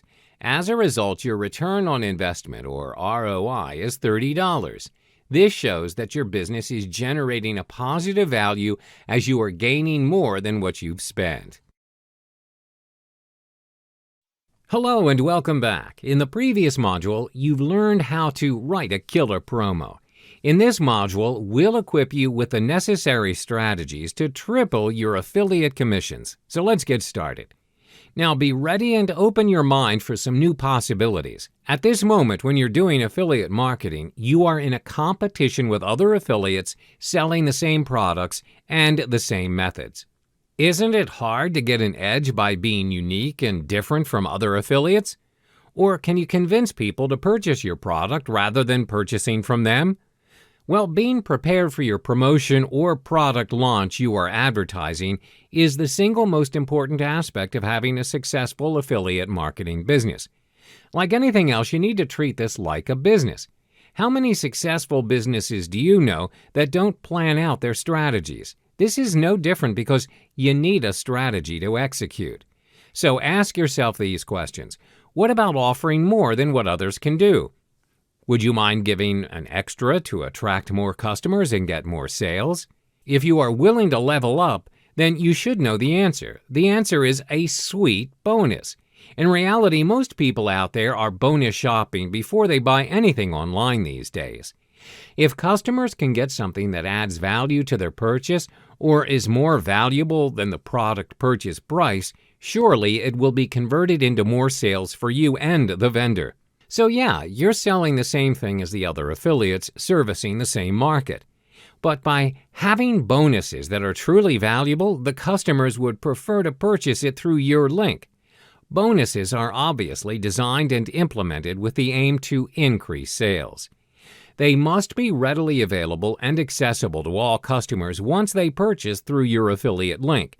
It creates excitement and the results are both rewarding and profitable. Welcome back. Previously, we've already talked about how you can triple your commissions, where one of the methods is by adding a bonus to your product. It's true that customers are paying for the main product, but no one can afford to say no for a better offer with an extra. A good bonus offer is something that cannot be turned down. It should be something that would catch the attention of your potential customers, making it special from others. Remember, be unique, make it irresistible. So, what should your bonuses be like? What is the proper criteria for you to put up bonuses? What are the things that you should know when setting up your very own bonuses? 1. Relevance. If the bonus is not relevant to your product, then the buyers who got it wouldn't appreciate it and might even be confused by the bonus deal. Also, they won't feel rewarded. For example, you've chosen a product that offers a range of video templates for video marketing purposes. Relevantly, what would be closely related to a video template? What else would your prospect need when buying this product? Don't you think that once buyers have created videos, they'll be needing traffic to increase their views? You just found yourself an opportunity right there. You can give a bonus relating to traffic generating secrets or even a YouTube traffic hack. The possibilities are endless. 2. Raise it up. If the product you've chosen costs $67, your bonus should be worth 5 times the product. If your product is $100, your bonus should be worth $500. Now, this isn't a rule that you must follow, just a general principle. Your bonus works as a motivational push for your buyers to take actions in purchasing your product, but you'd be surprised at the amount of earnings you can get if you apply this rule to your bonuses. 3. Rarity. Thirdly, your bonus must be rare, meaning it's the only accessible thing that comes through you. If you provide a bonus that can be found elsewhere, it won't be special anymore, and the prospective buyer might not be intrigued by it. When you promise to give something, you should give it right away. Buyers will be very excited to receive the special bonus that they'll get. It's perhaps the primary reason why they purchase through your affiliate link in the first place. In fact, as much as you want more customers and prospects to come, keeping the same buyers is even better. Giving them disappointment by giving them the promised bonus late would certainly hurt your business and reputation. Be extra careful and be responsible. 4. Be adventurous. And by being adventurous, I mean try to win affiliate contests. At times, product vendors will organize affiliate contests as a competition. An affiliate with the most number of sales in a set time will win a prize. Explore the affiliate contest in JVZoo. They are used as incentives by vendors to increase the number of affiliates who support and get on board with their product launch. In order to increase your sales, for the affiliate contest, you can use the scarcity factor as your sales technique. This technique creates a sense of urgency for customers to purchase a product through your affiliate link by presenting it as limited for a short period of time. 5. Reuse. Lastly, your bonus offer will not end at the one promotion only. You have spent a lot of time and effort in formulating ideas and getting necessary things done to come up with such a great offer. In order to increase your sales for the affiliate contest, you can use the scarcity factor as your sales technique. Nevertheless, you can use the same offer with the same great result if you've made it doable with other promotions. Hi there, everyone. In the previous few modules, we looked at Google AdWords' general features and functionalities, and also strategies to launch your own Google AdWords campaign. In this final module on Google AdWords, we look into a crucial step in any Google AdWords campaign: optimization. Even if you're on the right track and doing everything right on your AdWords campaign, it's still hard to assess how well you're performing. Bear in mind, most campaigns that are just starting up will also need some time to generate profit. Therefore, test running your AdWords campaign is key to ensuring success and sustainability. There are 3 ways to conduct your tests. 1. Keeping track of your keyword bids. 2. Optimizing your click-through rate, CTR. 3. Your landing page conversion rate. Let's look into the specifics of each method. 1. Keeping track of your keyword bids. Once you have generated your clicks and sales, you will still need to adjust your bids. If your keywords are generating profit but you're still not ranked as the top campaigner, then you should continue to raise your bidding price. However, if your keywords are not generating any profit, you would eventually have to lower your budget in bidding or pause the campaign to improve your game. 2. Optimizing your click-through rate, or CTR. Your CTR directly affects the performance of your quality score, which is the relevance of your campaign. This will then determine how much you pay per click. The higher the quality score, the lower you pay per click. To optimize your CTR, test run different ad copies to see which version gets the most clicks. This can be done by running a new ad alongside the old one for a week or so and keep the winning ad. You can also run regular search query reports to detect irrelevant search queries that could be causing high amount of impressions and unwanted clicks. These kind of search queries can be added to the list of negative keywords to improve CTR. 3. Your landing page conversion rate. This is done by comparing different versions of your landing page. But don't fret, there's a shortcut to this method. For starters, you can make use of Google Analytics Experiment. It's easy and it's free. The tool enables you to test any slight change or variation to your website, which enables you to measure which landing page generates the most conversions. Hi there, guys. In this module today, we'll be looking at yet another paid traffic generation method you can rely on to help boost traffic to your site: media buying. Are you ready? Well, let's get to the details. What is media buying? Media buying works by letting you purchase the most strategic and advantageous slots and spaces for the advertisements of your product or service. There's a wide range of media buying options one can choose from, ranging from newspaper ads to primetime television slots and online banner adverts. Since we're looking here from a digital business perspective, this module will be more focused on media buying in the context of internet marketing, online banner ads. These form of ads come in the form of graphic, rectangular displays that you see on the top, bottom, or sides of a website that are either static or animated. 5 key variables to a successful media buying campaign. It should be noted that there are a few important variables that must be taken into account if you choose to go down this route. This is so that you stay on the right track and ensures that you maximize your return on investment while minimizing potential losses. When your ads aren't working, it can almost always be traced back to any one of a few of these variables. The 5 key elements are as follows: 1. The demographics of your prospective customers. 2. The offer. 3. Your landing page. 4. The source of traffic. And 5. Your ad copy. Let's go into the specifics. 1. Demographics. First are the demographics of your prospective clients. Before putting up your banner on a specific site, you must identify who your target audience is. These are a few vital questions you should be asking about your audience. Who are they? Where's their location? What site are they on? What are they interested in? Try and answer the respective questions to get a bigger picture on how you should strategize your ads and which site should you select to display them on. If you put the right offer in front of the wrong demographic, surely it'll get you nowhere. 2. The offer. The second variable would be your offer. You must be really sure of what your offer is all about, which should answer the following questions. What are you selling? What are your price points? What are your upsells and downsells?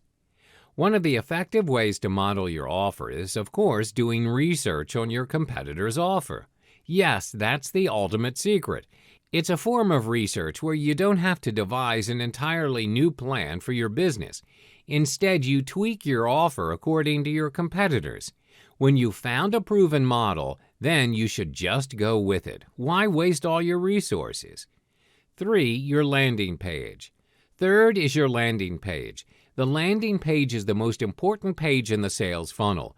Your landing page is where the prospective clients will be directed after they've clicked on your ad. The landing page should provide information on what you're selling, where it can be in the form of videos or previews. Whatever it is that you're planning to do, make sure that you cater towards your group of audience and what's working for them right now. Always observe the market. Again, work backwards and adopt a landing page that's already proven to be successful. 4. Your traffic source. Let's move on to the 4th variable, which is your traffic source. As mentioned in the previous module, most ad campaigners don't realize that the source of traffic's already there. Online users are constantly navigating from site to site every minute. Find ways to redirect them to you. 5. Your ad copy. Last but not least is your ad copy. The ad copy is equally as important as other elements, as it is the gravitational factor that influences the prospective clients to decide on whether or not they should click on your ad to know more. It determines your click. Research and analysis.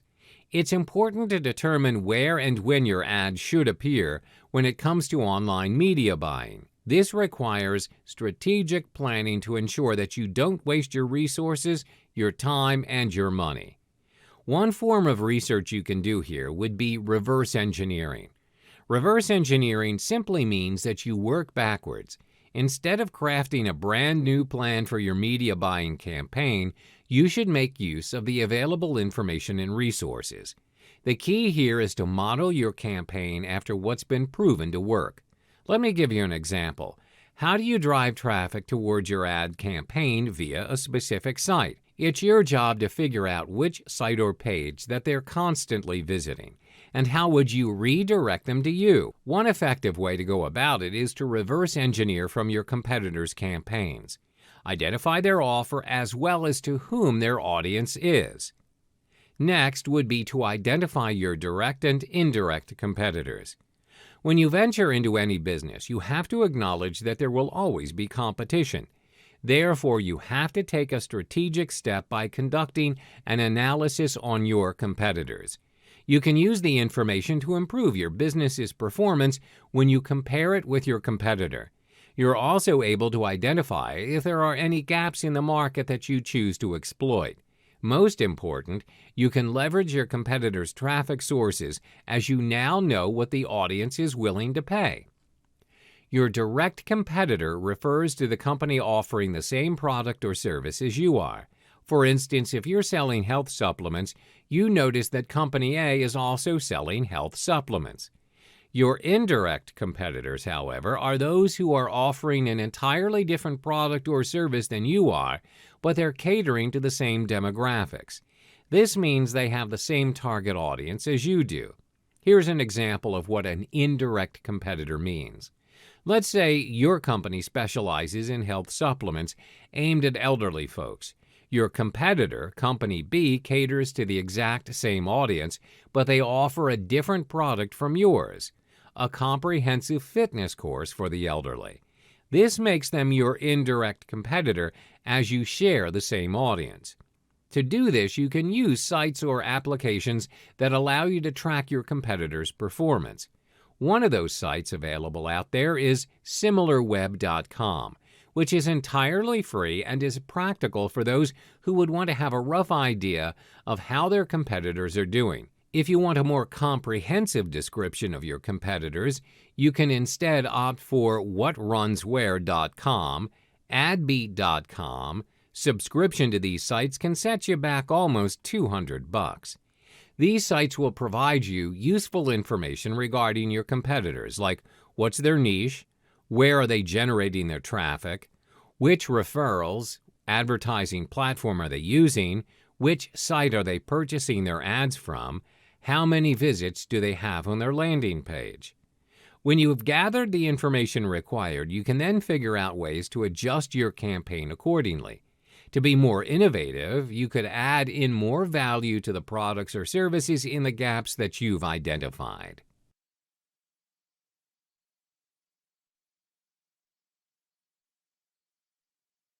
Hello and welcome back. In this module, you'll learn about the types of killer bonuses available for you to maximize your affiliate commissions.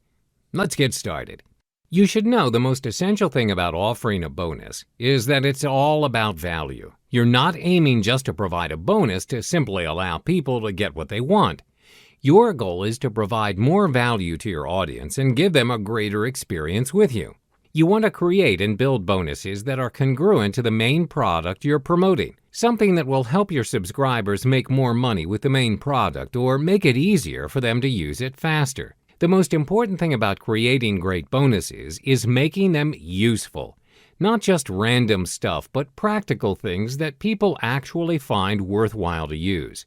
By offering a lot of useful bonuses, your offer is going to look more appealing to your customers. Here's a list of some killer bonuses that you may use. 1. Ebooks or special reports. You're an expert on subject topics within your niche. All you need is the confidence to put your knowledge onto digital paper.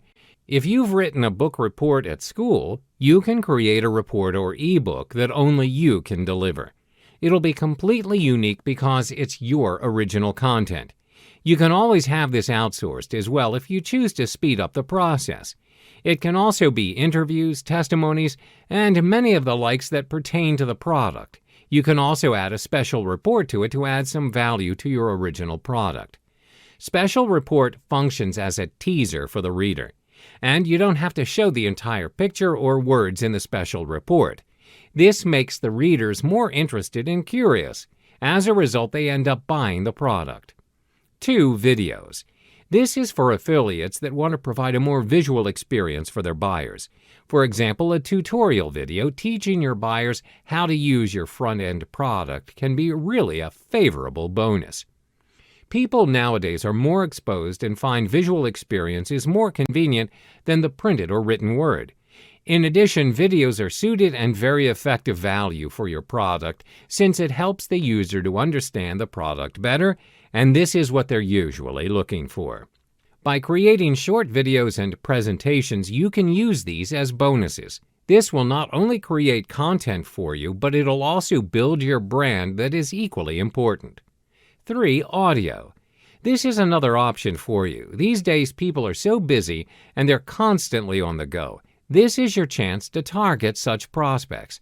Audio recordings of videos and seminars are valuable because they can easily be added to your subscribers' smartphones or any device they use to listen to music or audio. 4. Downloadable software. This right here is a nice bonus too, especially for products that require a particular software or tool to work better. So if you want to make your bonus crazy attractive, consider using software or tools to offer great advantages as a bonus offer. Taking price into consideration, software or tools are usually expensive because they add extreme value to your offer. So when you're offering this kind of bonus, the buyers would definitely jump at the chance to make the purchase immediately. 5. PowerPoint presentation templates. Just like tools and software, this bonus works well for creative-based products. Templates can exist in many forms, like a poster template, PowerPoint slides templates, etc. For poster and design templates, you can include it as a bonus to a product that's related to editing or designing. If the product's a tutorial or perhaps a designing tool, giving your buyers a set of templates is a great reward. Another bonus idea that you could use is a set of ready-made templates that are related to a presentation or video recording. Let's say you're selling an ebook that's a guide on how to make a powerful presentation. Providing them with presentation templates would be a great big plus. Having this as a bonus offer will not only help the users, but it'll also give them a big push to create more content. Another thing to take note of is that some users aren't well versed in designing presentation slides. To them, the provision of templates for presentation slides is very useful and beneficial. When you're selling something like this, you want to make it as easy as you can for the users. This will make the bonus you're offering all that more enticing. 6. Group coaching call. This is a bonus that you do not have to deliver up front and can be completed after the promotion is over. These coaching calls can be delivered as a teleconference or webinar.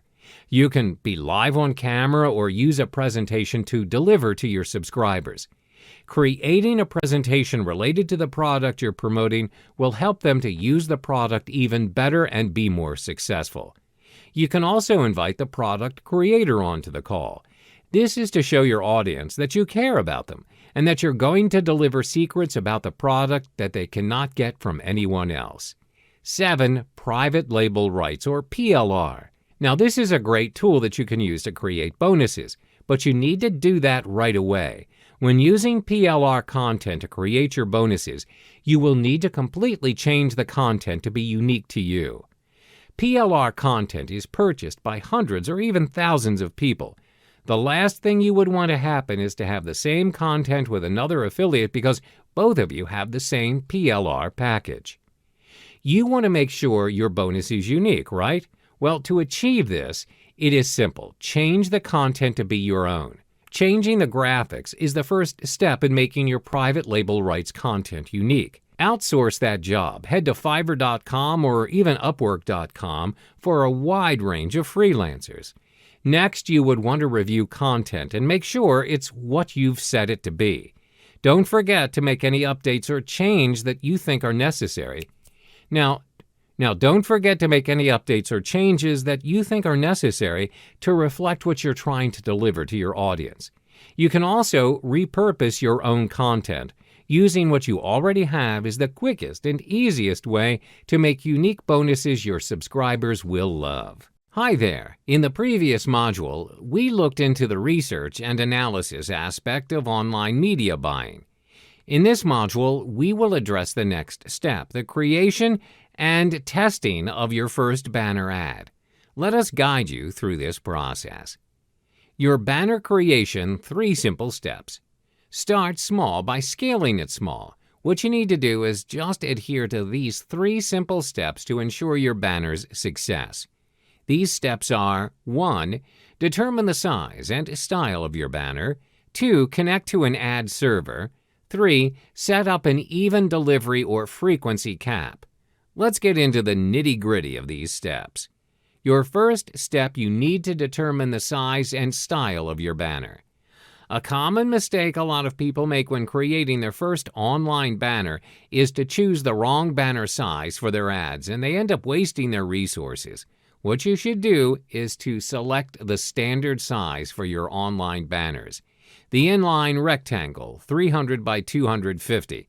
This size works perfectly in all sites and is great for starters. Next, you need to select your banner style. There are various banner styles to choose from, ranging from editorial, video, tabloid, handwriting, and many more. When selecting your style, be sure to align it with your campaign. It's also a factor that drives the traffic towards you. I know that some of you may not possess the expertise of creating your own banner. Therefore, to save you time and cost, you can always hire freelancers to design your very first banner for you. There are 2 major sites where you can hire freelancers for good quality work at a very reasonable price. They are $20banners.com, freelancer.com. Next, connect to an ad server. When you've created your banner, it's time for you to do a test run of your ads. This is when an ad server comes in real handy. An ad server is a paid software that helps you in test running your ads in different sites. It'll do all the work for you, helping you track how many views, clicks, and purchases that you've generated after the run. This tool is very practical and saves you a lot of time. Some of the very few ad servers that you may utilize are AdShuffle, SiteScout, and Zedo. Then set up an even delivery or frequency cap. After you've run your ads, you would know the patterns and how much clicks as well as sales you've been receiving. Consequently, in order to maximize your return on your investment, you should set up an even delivery or a frequency cap for your ad. Now, what does that mean? Well, it's a setting where you're able to control the number of times a customer may view your ad in a specific time frame.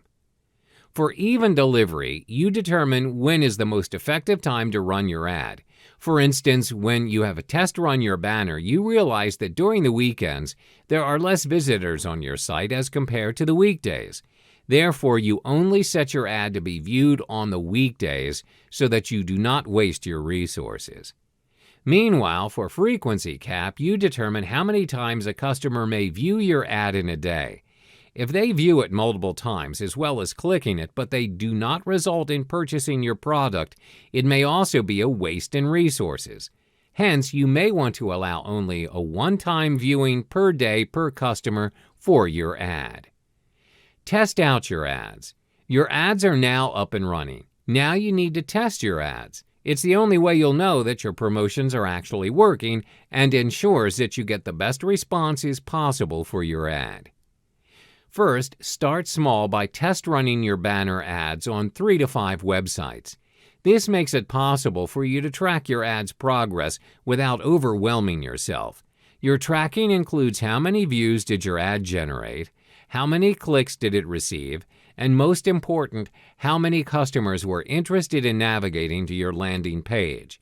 Did they result in purchasing your product? Next, ensure that you have already come up with various banner styles to test run your ads in multiple sites. You should have a collection of 10 different banners with different styles focusing on the same theme. Your styles may have a mixture of editorials, videos, and cartoon banners or others.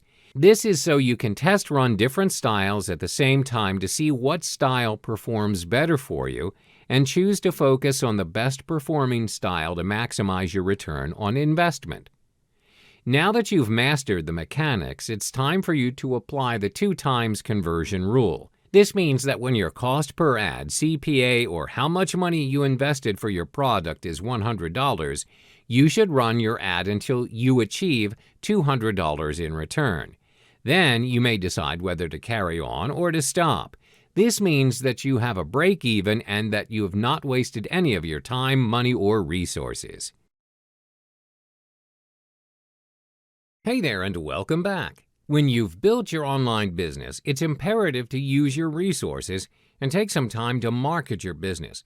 One of the most effective methods to market your business, especially if you've just started out in the internet business scene, is solo ads.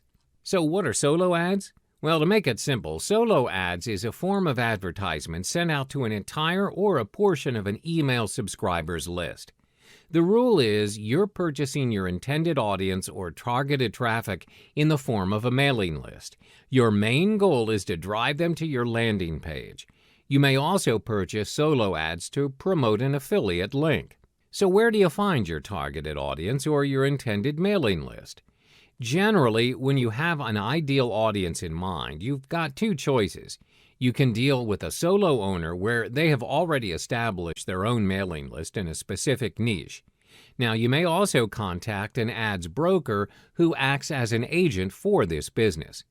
When you purchase a solo ad, the emails sent out to your audiences are dedicated emails. This means the email revolves entirely around the product or service you intend to promote. The emails are focused on a particular niche or area depending on the product or service advertised. This may range from the selling of supplements to fitness campaigns. So why solo ads? Well, in a nutshell, solo ads work best for those intending to drive quick traffic in large numbers. This can be applied in contexts where you're about to launch a product or if you need traffic to be sent to a web page immediately. In order to search for your intended mailing list, there are two approaches, as I mentioned earlier. There are solo owners or solo ads brokers. So what's the difference between the two? Well, solo owners are individuals who own their own solo ads. They have established their own mailing lists where they'll sell a solo ad to you, and it's dependent on your market. Usually, solo owners will charge you by cost per click or CPC. This depends on how many customers are interested and click on your email for further information. Having said that, there are some downsides to opting to purchase your traffic from solo owners. As the name suggests, solo owners are only solo owners. Initially, most of them do have a specific mailing list for marketing and business purposes, but as their mailing list expands, many people inquire to purchase their lists where they have turned it into their main niche. Therefore, they're only interested in making money by selling you their lists. Sometimes it's possible that their mailing list does not even correspond to the advertisement that you intend to sell. This means you're wasting resources as you're promoting your product to the wrong audience. Secondly, certain markets or niches have very few solo owners, as the market can be relatively new or it's not been explored by many consumers. For instance, markets that cater towards very specific products for a very specific audience.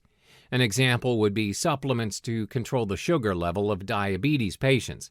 As a result, you might find it difficult to generate or find suitable mailing lists for you via solo owners. Another drawback is, as the solo owners are charging you based on CPC, the conversions may be low. As stated earlier, some of the mailing lists would not entirely hit the bullseye for you, as the audiences are a mismatch. Now let's move on to solo ad brokers and how they aid in generating traffic. Solo ad brokers are individuals who may manage 20 to 30 mailing lists assigned by their respective owners. They observe the progress of each list carefully. They're also known as the agents of solo ads, just like how real estate agents function in the property investment scene. They know which lists are active and which aren't. They also have an idea of the list's interests and how many clicks are made per list. They're paid by the list owners, and they usually charge you based on cost per thousand, or CPM. Therefore, you don't have to worry about the cost, as it's highly unlikely for them to charge you unreasonably. How do you measure CPM? Well, CPM is a jargon referring to the cost of a media vehicle reaching an audience of 1,000. Usually, how solo brokers work is they advise you on the traffic you should purchase based on the available lists.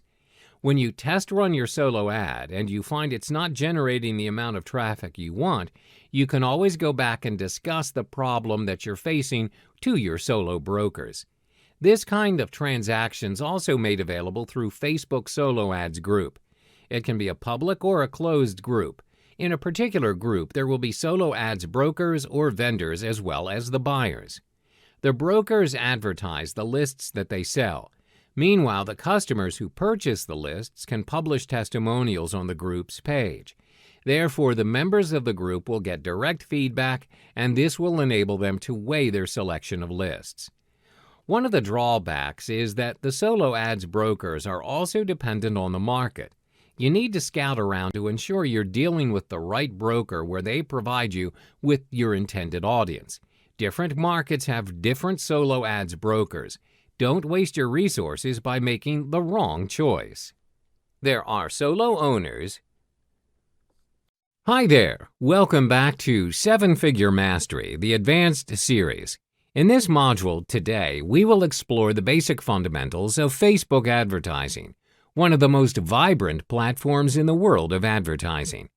It is powerfully effective and cost-effective as an advertising platform, in part due to its massive global audience of about 1.5 billion people and also its specific audience targeting. Let's get started. To kickstart your advertising journey, you would need a Facebook account, which I assume you do. The first step to start your campaign is to set up your Facebook business page. Some of you may notice that there are users who advertise their products or services using their individual accounts. However, regardless if you choose to advertise it under an official company name or individually, you would still need to set up an official business page to sync it with your ad account. Now, set up an ad account for your business page.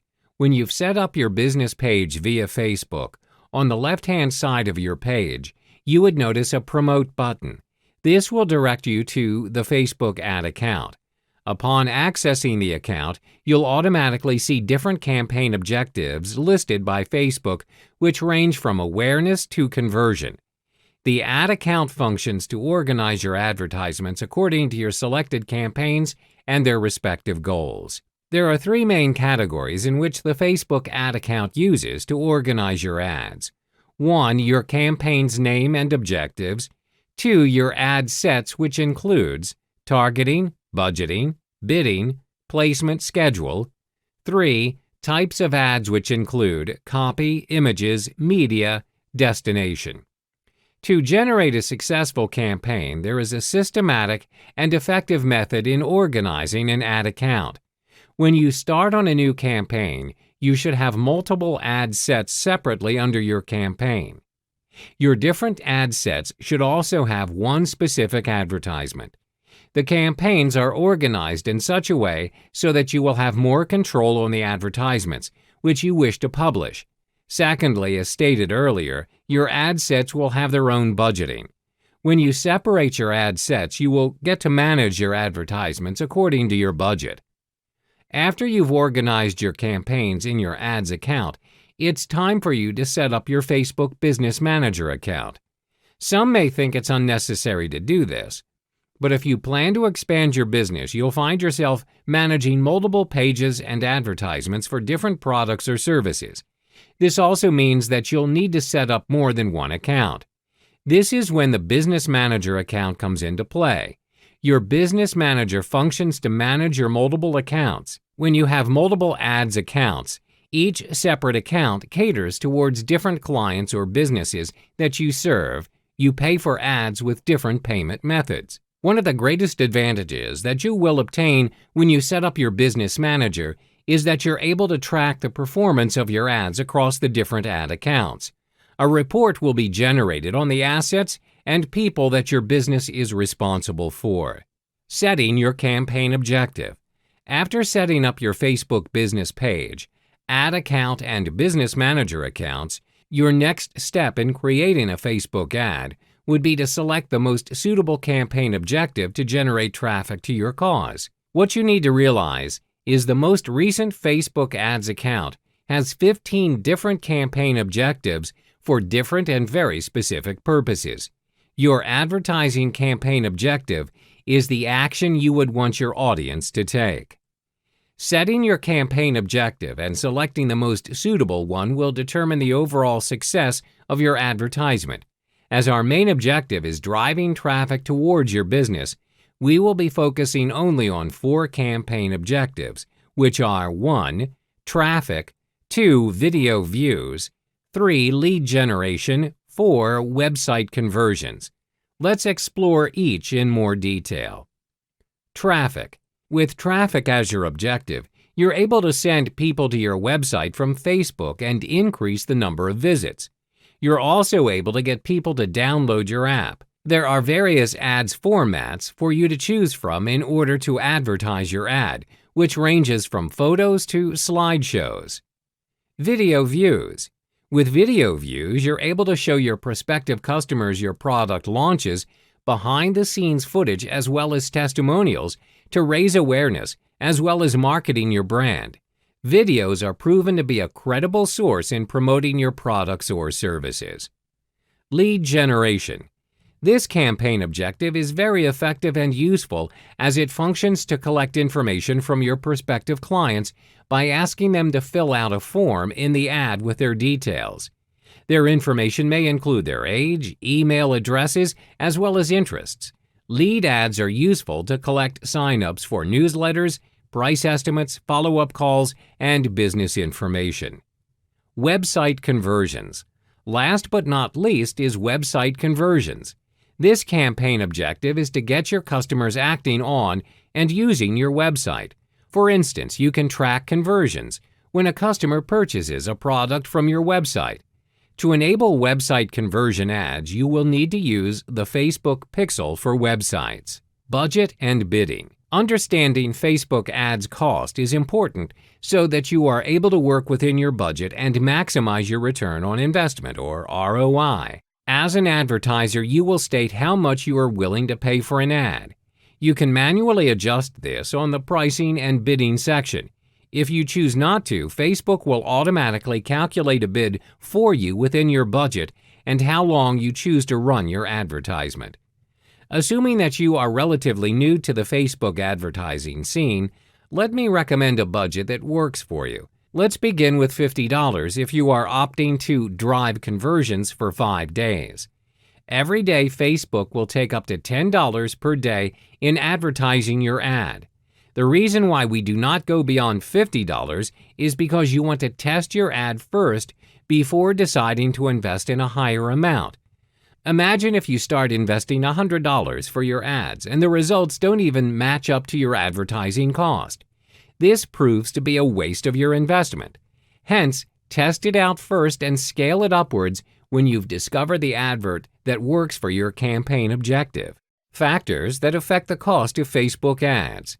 There are 3 factors which include your target audience, the quality of your ads, and the time of the year. First, let's discuss your target audience. The audience you choose will directly affect how much you're paying for your ads. That's because it is possible that other people are also targeting your audience. For instance, my company is selling handmade shoes. The audience that I am targeting is not going to have handmade shoes as their only interest. These customers also love baking, fishing, traveling, and fine dining. Multiple companies will target each of these traits uniquely. All of us are inevitably competing against each other to have an ad placed in front of this group of audience. This brings us to the second factor, which is the quality of your ad. The quality of your ad can cause your ad's cost to skyrocket or lower dramatically. There are 2 factors that you want to keep in mind when evaluating the quality of your ad, which are the relevance score as well as the click-through rate. Your ad's relevance will be scored from 1 to 10 and is assessed based on how relevant your ads are to your target audience.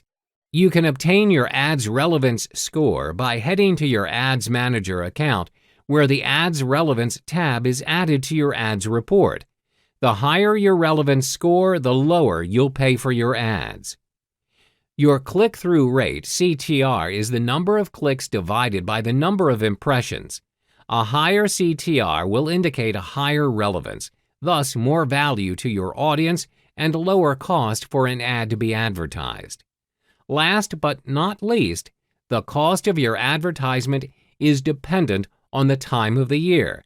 There are peak times in the year when advertisers are all flocking to Facebook for their ads. During this period, the competition is higher, and as a result, you'll pay more. Black Friday and winter holidays are the most demanding and busiest times of the year, but they can still be worthwhile with the extra cost as you can attract more audience to your offer. The most important thing to note when aligning your budget for Facebook ads is to start small and test your ads out. You have to keep trying different variations of ads to get the right conversion for your target audience. When you've found an ad that brings in high conversions, scale your budget higher for your ads. Remember, relevance is always key, and this may directly affect your ads cost.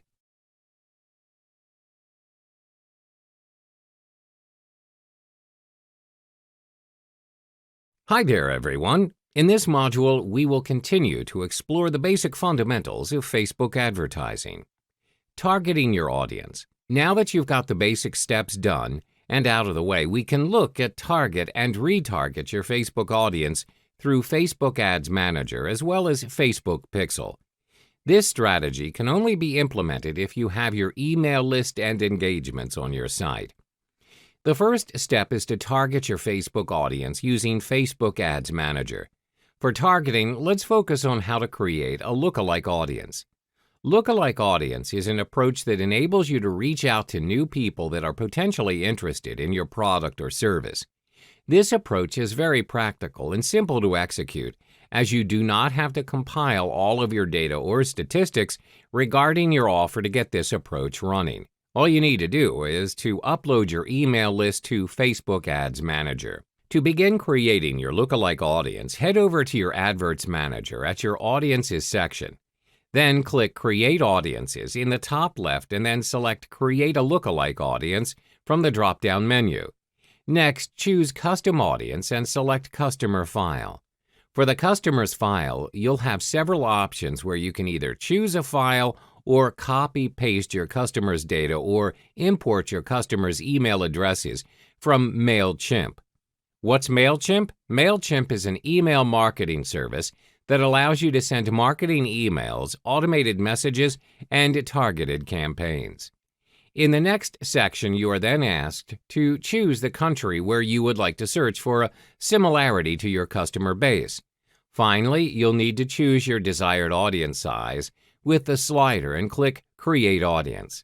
From here on, Facebook will search for your prospective audience who are interested in your product or service. The second step is to retarget your audience on your Facebook advertising campaigns with Facebook Pixel. Facebook Pixel is a piece of code that allows you to measure, optimize, and build audiences from your ad campaigns. Among the various interactions that Facebook Pixel will track is tracking how your customers are moving between devices before conversion happens.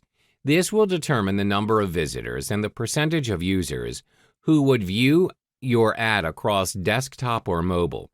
Facebook Pixel will then optimize your ads to target people who are most likely to take action. Taking action is defined as either making a purchase or signing up for an application on the website. Facebook Pixel will also automatically run ads based on their relevance and the best time for visitors to visit your website. Therefore, if you're running your Facebook ad and you notice that there are no actions taken on your website, it's time for you to kill your ad and change it to a new one. In the world of Facebook advertising, it's all about testing and more testing to get your campaign just right. Another approach to this strategy is to retarget your audience for your upsells. This strategy works when your audience has gone through your first, second, and third sales ads, but they opted to make their purchase on the front end only. One way to lead them back to your back-end sales is when over a certain amount of time, you should retarget your sales ads back to them after they've signed up. If you want to invest more resources on your ads and maximize their full potential, you need to place more emphasis on your back-end sales instead. This is the part where you make most of your money. Curating your Facebook ad images. Believe it or not, the success of your adverts is 80 to 90% dependent on the images that you choose to display. Images are the first thing that will grab your audience's attention. Therefore, it pays to invest some time in curating and selecting the most impactful images for your advertisements. Here are 3 simple steps in building your visual portfolio for your Facebook adverts. Choose relevant images. The first step is to choose relevant images that your audience can resonate with. Bear in mind that your pictures will be competing against other Facebook users, which includes pictures of babies as well as fancy traveling destinations. The key is to focus on your business features and make it stand out from the crowd of other images. This can include the people, the environment, and the product that you're offering. For instance, if you're offering a cafe, try and capture your cafe's ambiance, the coffee that you're serving, as well as the friendly staff that are ready to attend to their customers' needs. Don't post pictures of furry animals unless you are in that business. The key here is to be true to your context and staying relevant so that your audiences are clear on what you're offering. Set your image to the appropriate size. This brings us to our second step, which is your advertisement size. Always remember that your audiences are moving from one device to another. Hence, it's important to adjust your image's size to fit the needs of your audiences and the different devices that they're using. Here are the standard rules that you want to apply for your images across devices. Always remember that the width of your image needs to be 1.91 times the height. If you want a full-size image on your advertisement, then 560 by 229 pixels on mobile devices, 400 by 209 pixels on desktops, 100 by 72 pixels on sidebar. If you do not choose any of the sizes above, Facebook will automatically resize your images to 154 by 154 pixels or even 90 by 90 pixels. Consequently, you'll need to resize your photos before putting them up on your advert to ensure that your audience may view them in the best resolution possible, as it is also your selling point. More images, less text. The third and final step is to use less text and more of actual images. This means that you need to keep your text at a maximum of 20% when you're using images for your Facebook advertising. Use actual images when you choose to post images of people or living things, as it gives more of an impact as compared to vectors. But when you really need to use vectors for your adverts, make sure to make an impact by using pattern interrupts such as eyeball staring, no trigger emotion, colorful and vibrant vectors to captivate their attention, strong borders to captivate their attention as well, familiar images, the audience can resonate with them. Peculiar or ridiculous image also triggers the audience's curiosity. When you've come up with your ads and you've selected the appropriate images as well as the correct size, it's time for you to test run what works for your audience. If it doesn't work, try and play around with your image sizes and the choices of images, whether your audience will be attracted more to real-life images or vectors, and figure out if you're staying true to your advertisement's context. Optimization is always key. Facebook ad optimization. By now, I'm sure that you've got a rough idea on how to run your Facebook ads. But like any other ad online, simply running your ads isn't enough. You have to also optimize your ads. Testing helps you in detecting which major or minor changes are required to adjust your campaigns. This will improve the performance of your ads, creating a positive opportunity to drive traffic and increase conversions to your landing page. There are 4 critical steps to your Facebook ads optimization. 1. Defining your campaign's goals and strategies. 2. Refining your lookalike audience. 3. Narrow down your retargeting audience. 4. Facebook ads A/B testing. 1. Defining your campaign goals and strategies. Earlier, we emphasized on how important it is to be clear of your campaign objectives. The optimization process of an ad campaign begins before the first ad's even created. In the context of driving traffic to your website or landing page to generate sales, there are two important strategies to abide by. 1. Your ad creative. 2. Your ad's conversion tracking. First is your ad creative. Visuals are proven to be effective in promoting consumer products. Therefore, it's important to use professional pictures for your products. Adding a human element can increase the number of clicks. Do not focus on the features of your offer. Instead, focus on the benefits that it can bring to your prospective clients. Second is to optimize your Facebook and conversion tracking. Always use Facebook conversion tracking. Remember that you're not interested in clicks or likes, but your Facebook ads cost per conversion. Once you've got your Facebook conversion tracking in place, split test your ads campaign to search for the right audience and design. 2. Refining your lookalike audience. The second step to optimize your Facebook ads is to optimize your lookalike audience.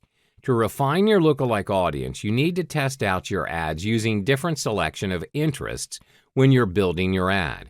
Once you've discovered the right set of lookalike audience and interest, it will definitely reduce your cost per conversion. Narrow down your retargeting audience. The third step is to narrow down your retargeting audience by breaking them down into various categories instead of grouping them into a single entity. For instance, you may have audiences with different interests, age groups, and locations. When you break them down into different categories, it allows you to be more focused and specific in conveying your message to various audiences.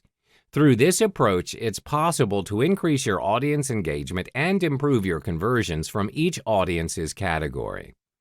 Another approach to retarget your audience is by expanding the age gap of your audience. For instance, you're putting up your ad where you are offering a software and the targeted audience are very tech-savvy users. Usually, most advertisers will pick an age range of 18 to 44. Usually, a younger audience will need permission by their guardians or do not have enough money to make a purchase.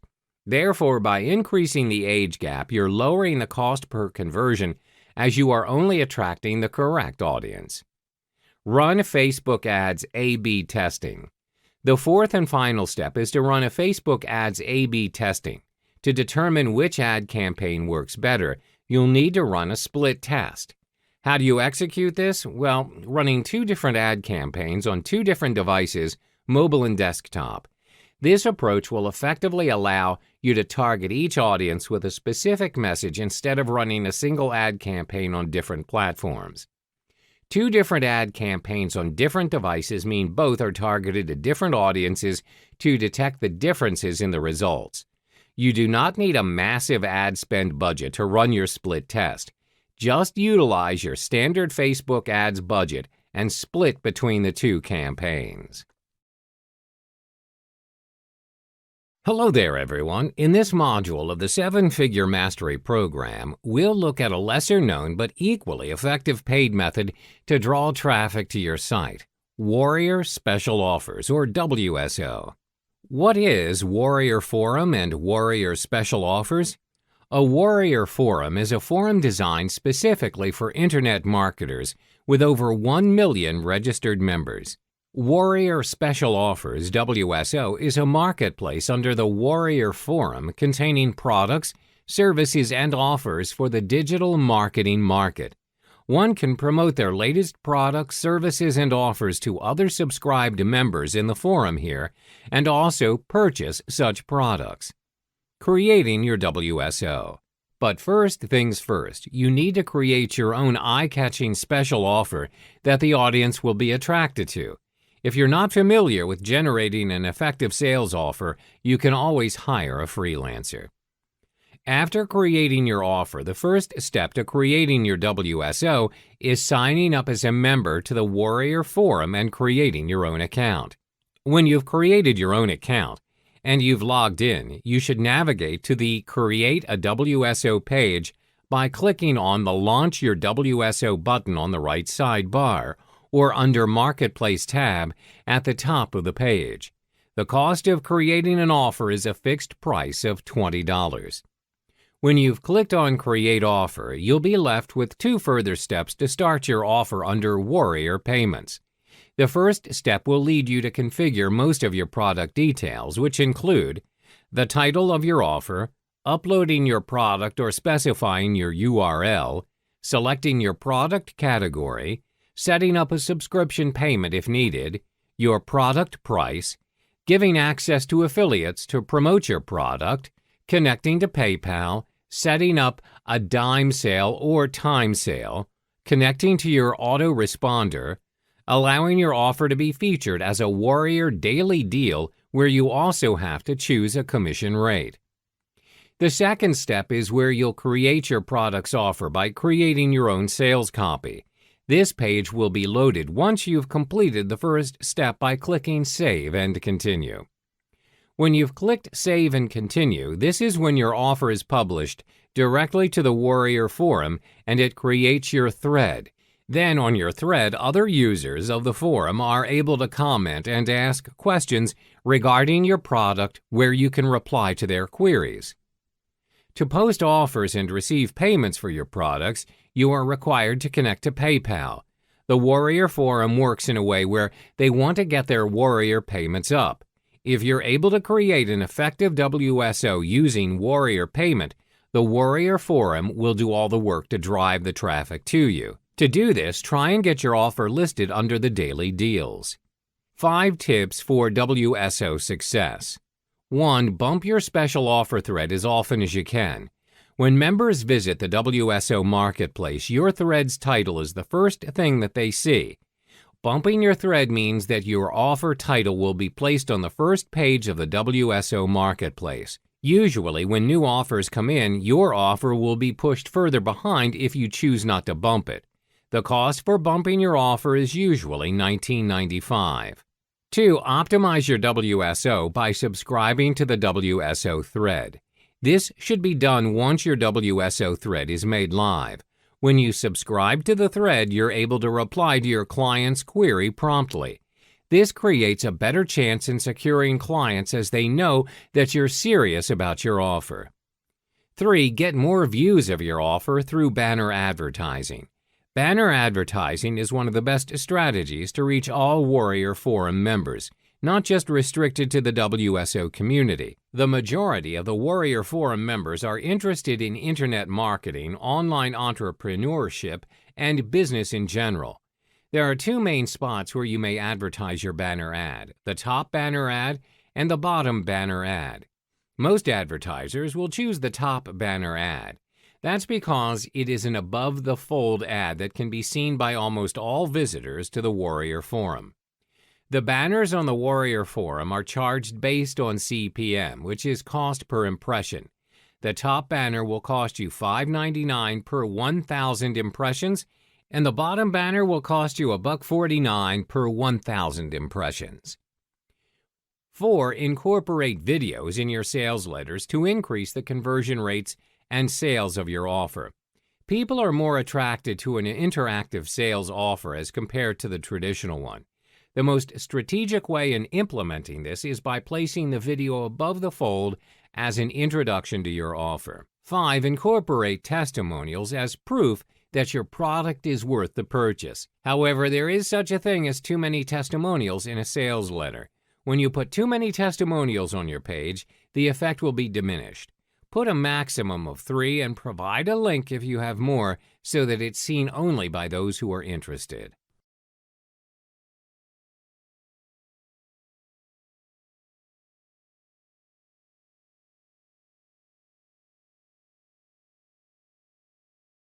Hi there, everyone. Good to see you back. In this module, we'll discover more about another Google-related traffic generation method that can be done at no cost whatsoever. This method is known as search engine optimization, or in short, SEO. Now, what's SEO? SEO is the optimization process that helps one generate traffic from the organic or natural results of your search engines. Organic or natural results are unpaid search results that appear based on the relevance or hit of your search. These results are determined by Google's search algorithm to detect the site that is most optimized to their criteria and your search. The aim is to have your product or web page on the first page of Google's search results, or even better, the featured snippets. That would mean your page is successfully optimized to grab Google's attention and put them on top of their search list. The clicks that you received from users are all that matters. Their clicks are your traffic. These are the clicks that you would be receiving mostly if your search results were on the first page. According to research, 70% of Google users do not bother looking at the second page of their search results. If they can't find it on the first page, they would retype their search using more relevant keywords. The first thing you'll need to be familiarized with when it comes to SEO is on-site optimization. This is the process of ensuring that your own site achieves a certain recognition level by both search engines and your viewers. The approach is direct. All you need to do is optimize your site within your site itself. This is done by putting in the right keywords, phrases, categories, or even tags. Why? Well, Google will need to know the subject matter of your site in order to steer it to the right search results. Here's a couple of on-page SEO steps you can take. Page titles. Do include one of your target keywords or phrases so it's easier for searchers to identify that your results are relevant. Also, for your website page titles, try to keep it below about 70 characters. Position keywords towards the front of the title to lower the risk of it getting cut off on search engine result pages. Metadata description. This is the short paragraph of text placed in the HTML of a web page that describes its content. At times, Google will show users the contents of the meta description tag in the search snippet. Although meta description does not impact Google rankings, Google does use click-through rate (CTR) to determine whether your page is a good result. Limit your metadata description tag to 320 characters. It should be actionable in an active voice. It should match the content. It should contain the focus keyword. The metadata description should be unique. Content. The keywords in your content is used by Google as a ranking factor. However, use keywords naturally. Focus on what matters to your audience, not how many times you can include a keyword or keyword phrase in that content. While it's fine to use keywords in multiple locations on your site, don't overdo it or Google will demote your web pages in search results. Post longer and more quality content to boost visitors to dwell time on your website. Engaging images, videos, and diagrams can reduce bounce rate and increase dwell time, two crucial user interaction ranking factors. Images. Use original images. Reference source if using an existing one. Also, optimize the size of the images. The smaller the size in bytes of the image, the better. Make sure your target keyword is part of your image alt text. Use descriptive file names. Don't just name your image image1145.jpg, but try to use descriptive file names. For example, man-eating-hot-dog.jpg. Website URLs. Make URLs short and sweet. Not only that, but make sure to include target keyword in URL. Internal links. Internal links are hyperlinks on a web page to another page or resource on the same website or domain. Link 2 to 3 internal links in every post. Alternatively, link 2 to 5 older posts when you publish a new post. Outbound links. Outbound links are links that are going to direct you to another specific web page or website. This aids Google in figuring out your page's topic. It also shows Google that your page is the center for quality info. Social sharing buttons. Social sharing generates more views, and this means more people linking to your site. This gives you an indirect ranking boost. Google does not take social signals into account when ranking sites. Site speed. Page loading speed is an SEO ranking signal. You can boost your site speed by using a content delivery network, compressing images, and changing to faster hosting. You can check your site's loading speed with gtmetrix.com. Off-site SEO optimization is a process of ensuring that your site achieves the highest rank using external approaches. Simply put, it's not optimized within your site. You'll be needing other sites, multiple platforms to steer Google into your main site. The key to Google's attention is through links that lead to your site. You see, the more your links being shared on multiple pages, the more important your site will look to Google. Take a look at this image below. Your site is at the center, and you have multiple sites sharing or linking your site in their site. Google will define this site, your site, as a presence of authority. The formula sounds simple, right? Not quite, because your real challenge would be how many other sites are actually linking your site, or do you have ample content that is reliable for users to consider linking it? Most times, the perception of a site's authority is regulated by the number of sites that are linking to it.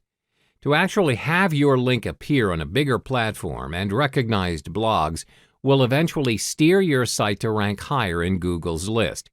For example, you have a post regarding the art of publishing your book, so you want to use the off-site optimization by linking your main site to other platforms being the social media network giants.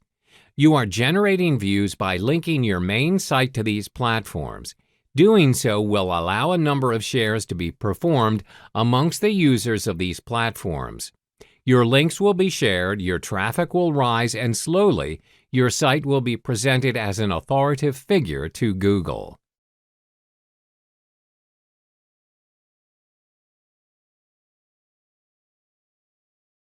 Hello there, everyone. In this particular module today, we'll learn about yet another social media application for your traffic generation needs, Instagram. Instagram is a social networking application made for sharing photos and videos on a smartphone. One can upload and share photos and videos with their followers and also comment and like posts shared by people they follow. As of 2017, there are 1 billion users on Instagram, which is 13% of the world's population. An average user of Instagram spends approximately 20 to 15 minutes of their time scrolling, liking, posting, sharing, and socializing through the application. Looking at the extent of market penetration, it's only natural that as an online marketer, you should take advantage of this to generate traffic and create brand or product awareness. Here's a guide to Instagram. Creating your account and profile. First and foremost, you need a smartphone. Instagram only permits uploads from a mobile device. Download the app, and you can start registering for an account. You should link your Facebook page to your Instagram account. This way, it'll be easier to develop your business profile on Instagram and get higher amounts of traffic from multiple platforms. Start naming your account accordingly and follow the sign-up instructions. You will be prompted to find contacts. Instagram will automatically search through your contacts to find those who are using Instagram as well. Use an appropriate profile picture for your Instagram account. Remember to treat your profile picture as your branding. Use your brand or company logo for it. Once you're done, you'll be taken to your home page. If you're bringing a business profile to Instagram, it's only necessary that you turn your Instagram account into a business account. This will make it easier for you to declare to users that you are a business account, and people will get in touch with you easily using Instagram. Go to your profile and tap the settings icon on the top right corner of the screen. Scroll down to find the Switch to Business Account option. You will be given a choice to connect to your Facebook page. If you haven't done so, once it's connected, Instagram will automatically import your business profile from Facebook and set it up for you. Instagram Insights. Once you're finished, you'll have access to Instagram Insights. This feature is a useful tool for online marketers to be able to better understand their audience's behavior. which is helpful in creating a more relevant post that will appeal to the audience. Go to your profile page and tap the bar chart icon besides your setting icon. However, you need to have posted a few photos in order to be able to see anything here. You'll see that the Insight page is divided into 3 separate tabs: Activity, Content, and Audience. Activity. There are 2 subsections under this tab: Interactions and Discovery. Interactions is where you can view the number of times users have interacted with your account in the form of profile visits, the number of times users have visited your profile; website clicks, the number of times users have clicked the link in a bio; email, the number of times users have tapped this button on your profile; call, the number of times users have tapped this button on your profile. Here you can also see which days in the week that have the most user interactions. You can also compare interactions from the week before. Discovery is where you can see overall influence of your Instagram account. This is measured in the form of impressions, the total number of times all your posts have been seen; reach, the number of unique accounts that have seen your posts. This section, however, only shows insights limited to the past 7 days. Content. This tab can be divided into another 3 parts: Posts, Stories, and Promotions. Posts is where you can see insights on the photos and videos you posted on your Instagram feed. You can sort and filter your insights based on all, photo, video, carousel, or shopping posts with various metrics taken from your posts: calls, emails, profile visits, impressions, reach, website clicks; comments, the number of comments on your post; engagement, the number of unique accounts that liked, commented, or saved your post; follows, the number of accounts that started following you because of your post; get directions, the number of users who tapped get directs because of your post; likes, the total number of likes on your post; and saved, the number of unique accounts that saved your post. You can rank your posts based on which performed well and which did not based on your metrics. You can also see in-depth analytics for each post by clicking on each post, then clicking View Insights. Here you can see the total interactions as well as the detailed breakdown of the discovery of your post in terms of follows, reach, and impressions. The other section under Content, Stories is where you can look at insights of your Instagram stories. Here you can see your Instagram stories, reach, and impressions, and also these additional metrics. Exited, the number of times someone has swiped away from story. Replies, the number of replies to the story posted. Viewers, the number of people who have seen your story. Forwards, the number of people who skipped this story post. Backwards, the number of people who have gone back to this story. Next story, the number of taps to the next account's story. All these metrics can be used to analyze to indicate whether the user is interested in the story or not. In Promotions, the final section in Content is where you can see insights on your paid ads and promotions. Here you can see the number of profile visits, impressions, reach, and engagement of post, and demographics of audience of the post. The last tab here under Instagram Insights is Audience. Here you can see the information on your followers, like who they are and their numbers. The kind of information they provide here are gender, age range, top locations where your followers are from based on city and country, followers, your followers' active times, according to days of the week, and time. If you've posted several posts already, it's time to evaluate the information you've garnered using Insights. Study your viewers based on your target audience and the actual impressed audience. From there, connect the dots between them and the post. How is it different from other content? Remember, your main purpose is to generate traffic to your business. Now, you may have created a content that impressed a lot of users, but have you ever thought about expanding past your stagnant chart? Then promoting is what you need to do. However, promoting a post on Instagram will cost you money. Driving traffic to your site. One frustrating thing about Instagram is the fact that it isn't the greatest application of driving traffic from the application to your website. That's mainly due to the fact that clickable URLs aren't allowed in any Instagram post. Always mention your website link on every caption of your posts, like check link in bio or link in bio to drive users to your page. Remember how previously you could add your contact information when you've converted your normal profile into a business profile? That is the only clickable link that could direct users to your website. That is why it's important for you to add your website to your description in order to direct users to your desired website. Other than captioning your post, you'll need to tag it. Let's say you have a new strawberry milkshake recipe to boast about and you've updated the how-to on your blog.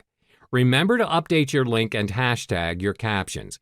So instead of hashtag strawberry milkshake recipe, typed without space, try individual hashtag for each word like hashtag love, hashtag strawberry, hashtag milkshake, hashtag new, hashtag recipe, hashtag food porn. That way your hashtag will span across differing word searches instead of just one full sentence.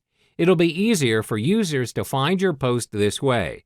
You can try using very popular hashtags such as hashtag love, hashtag social, and hashtag food porn. Hi there, in this module, we'll be looking at Tumblr, a new generation social media platform launched in 2007 dedicated to microblogging. This social media platform can, in fact, help you generate traffic to your website quite effectively.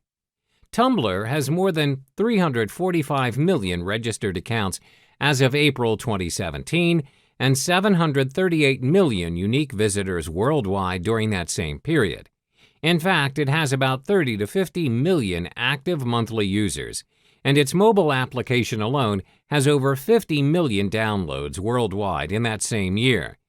With this in mind, one can utilize this popular social media platform to generate traffic to their respective sites and create brand or product awareness. Not only that, online marketers can also use this platform to build links to their sites, which will have a positive effect when it comes to SEO. Getting started with Tumblr. First, you'll need an active email account to register for Tumblr. Go to Tumblr's homepage and click Get Started. Type in your current email address and fill in the necessary information. Despite the quirky suggestions, you might want to enter your company's name. Once that's over, you'll be directed to a page welcoming you to Tumblr. Choose what topics you want to follow. After that, you'll see a page with multiple suggestions for you to follow. You can follow as many as you want here. Once you've had your pick, click Next. You'll see a loading screen where Tumblr is automatically optimizing your choices and building up your dashboard accordingly. After this step, you'll have your dashboard. Now, a few things you should know about Tumblr. Clicking the heart button will notify the person who posted it that you like that particular post. This is what you will be aiming for when you post something related to your business on Tumblr. Reblogging a post, the double arrow icon will allow you to repost that post on your blog so that your followers can see it. Keep in mind that other users may also reblog your post. This will help your company reach and expand across multiple users in Tumblr and gain that traffic you want. Continuing from your dashboard, you'll see a thumbnail, the picture with the square cube. Clicking on it will open an interface on the right of your screen. This is an introductory profile. Users will get a glimpse of what your blog's all about in this section. First off, your thumbnail should be relevant to your business. It would be wise to use your logo for this. Name your page and describe it per the objective of your business. Next, your header image should immediately encapsulate the whole idea of your business. If you're uncertain of your choices and lack the idea of what to put in it, you can explore other blogs. Simply hover to other thumbnails you see in your dashboards. If you find something interesting, click it and the same introductory profile will pop up for you. Next, it's time to edit your second profile page. This will serve as your main page to users in Tumblr. After saving, click on your avatar, your profile picture thumbnail. Again, when the right interface pops out and you will be directed to your main page. On the top right screen of your page, click on the Edit Appearance icon. The editing options will appear on your left screen. As you can see, there are multiple customizations you can do. Remember, you can always explore ideas for themes across multiple users. You can edit your theme manually by setting the desired colors you want all the way to the layout of your page. Take time to explore these options and figure out which suits your business best. You can also use ready-made themes. Just click on Browse Theme and choose what your desired theme will be by clicking the magnifying glass icon for a manual search. You can also click the drop-down arrow button for a variation of themes from premium, free, even to high-res themes. However, most of these themes require you to pay, so for now, stick to the free theme and choose from there. You can always edit your theme later once you've set up your account. Now that your blog's ready, time for you to post that first traffic.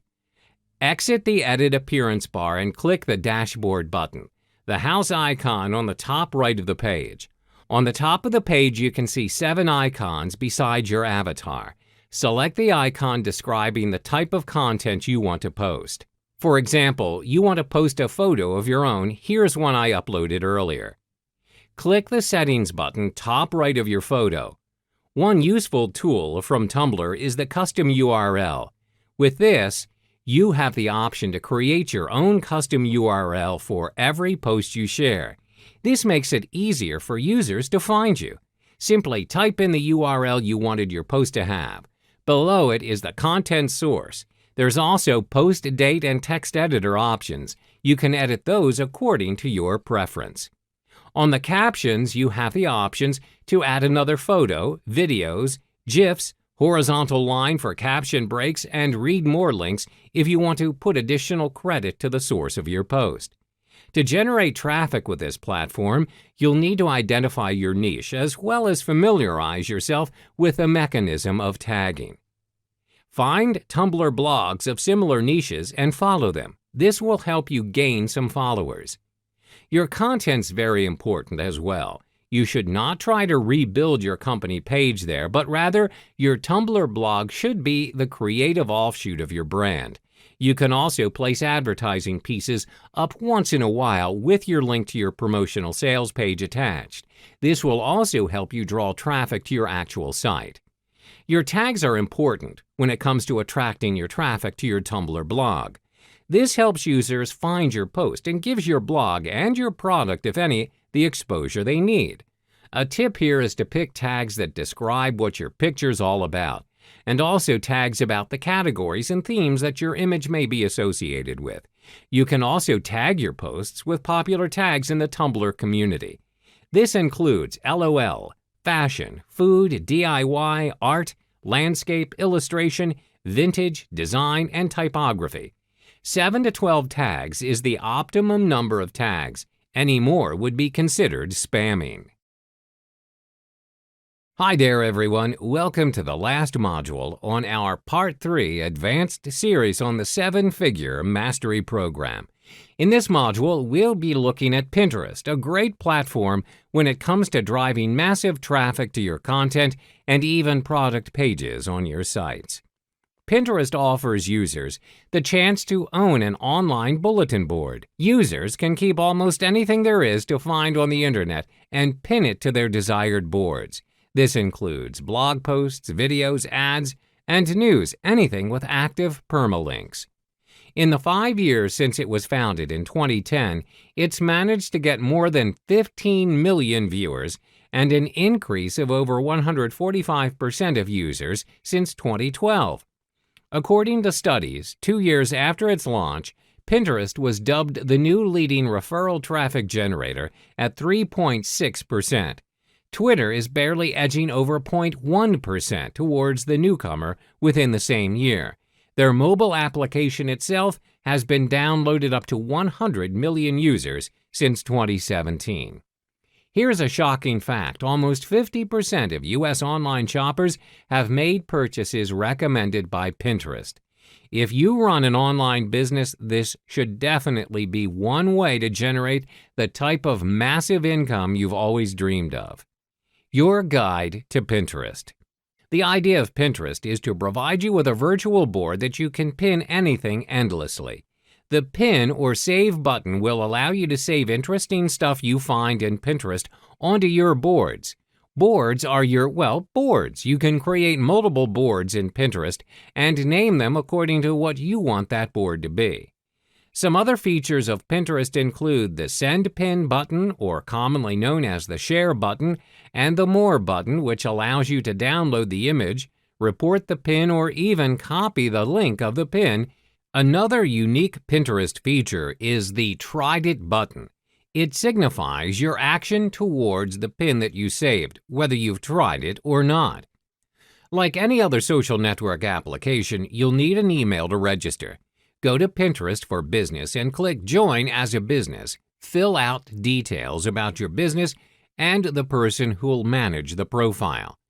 Read and accept the business terms of service and click Create Account. Registering for a business account will allow you to access Pinterest Analytics, create ads, and promote pins. Pinterest will then prompt you to fill in your website details, link your main website here so that you can generate traffic to it from here. Once you've filled in the required fields, you will be prompted to choose your topics of interest. Pinterest will automatically fill up your homepage with the same relevant theme of your choice. You will then be directed to your page. Now, the most important thing that you will need to do is brand yourself. If you are an online business, make sure that you put your business's logo or any relevant branding photos your business has as the profile picture. Then you will need to fill in the About section of your profile. Now you need to create your own boards.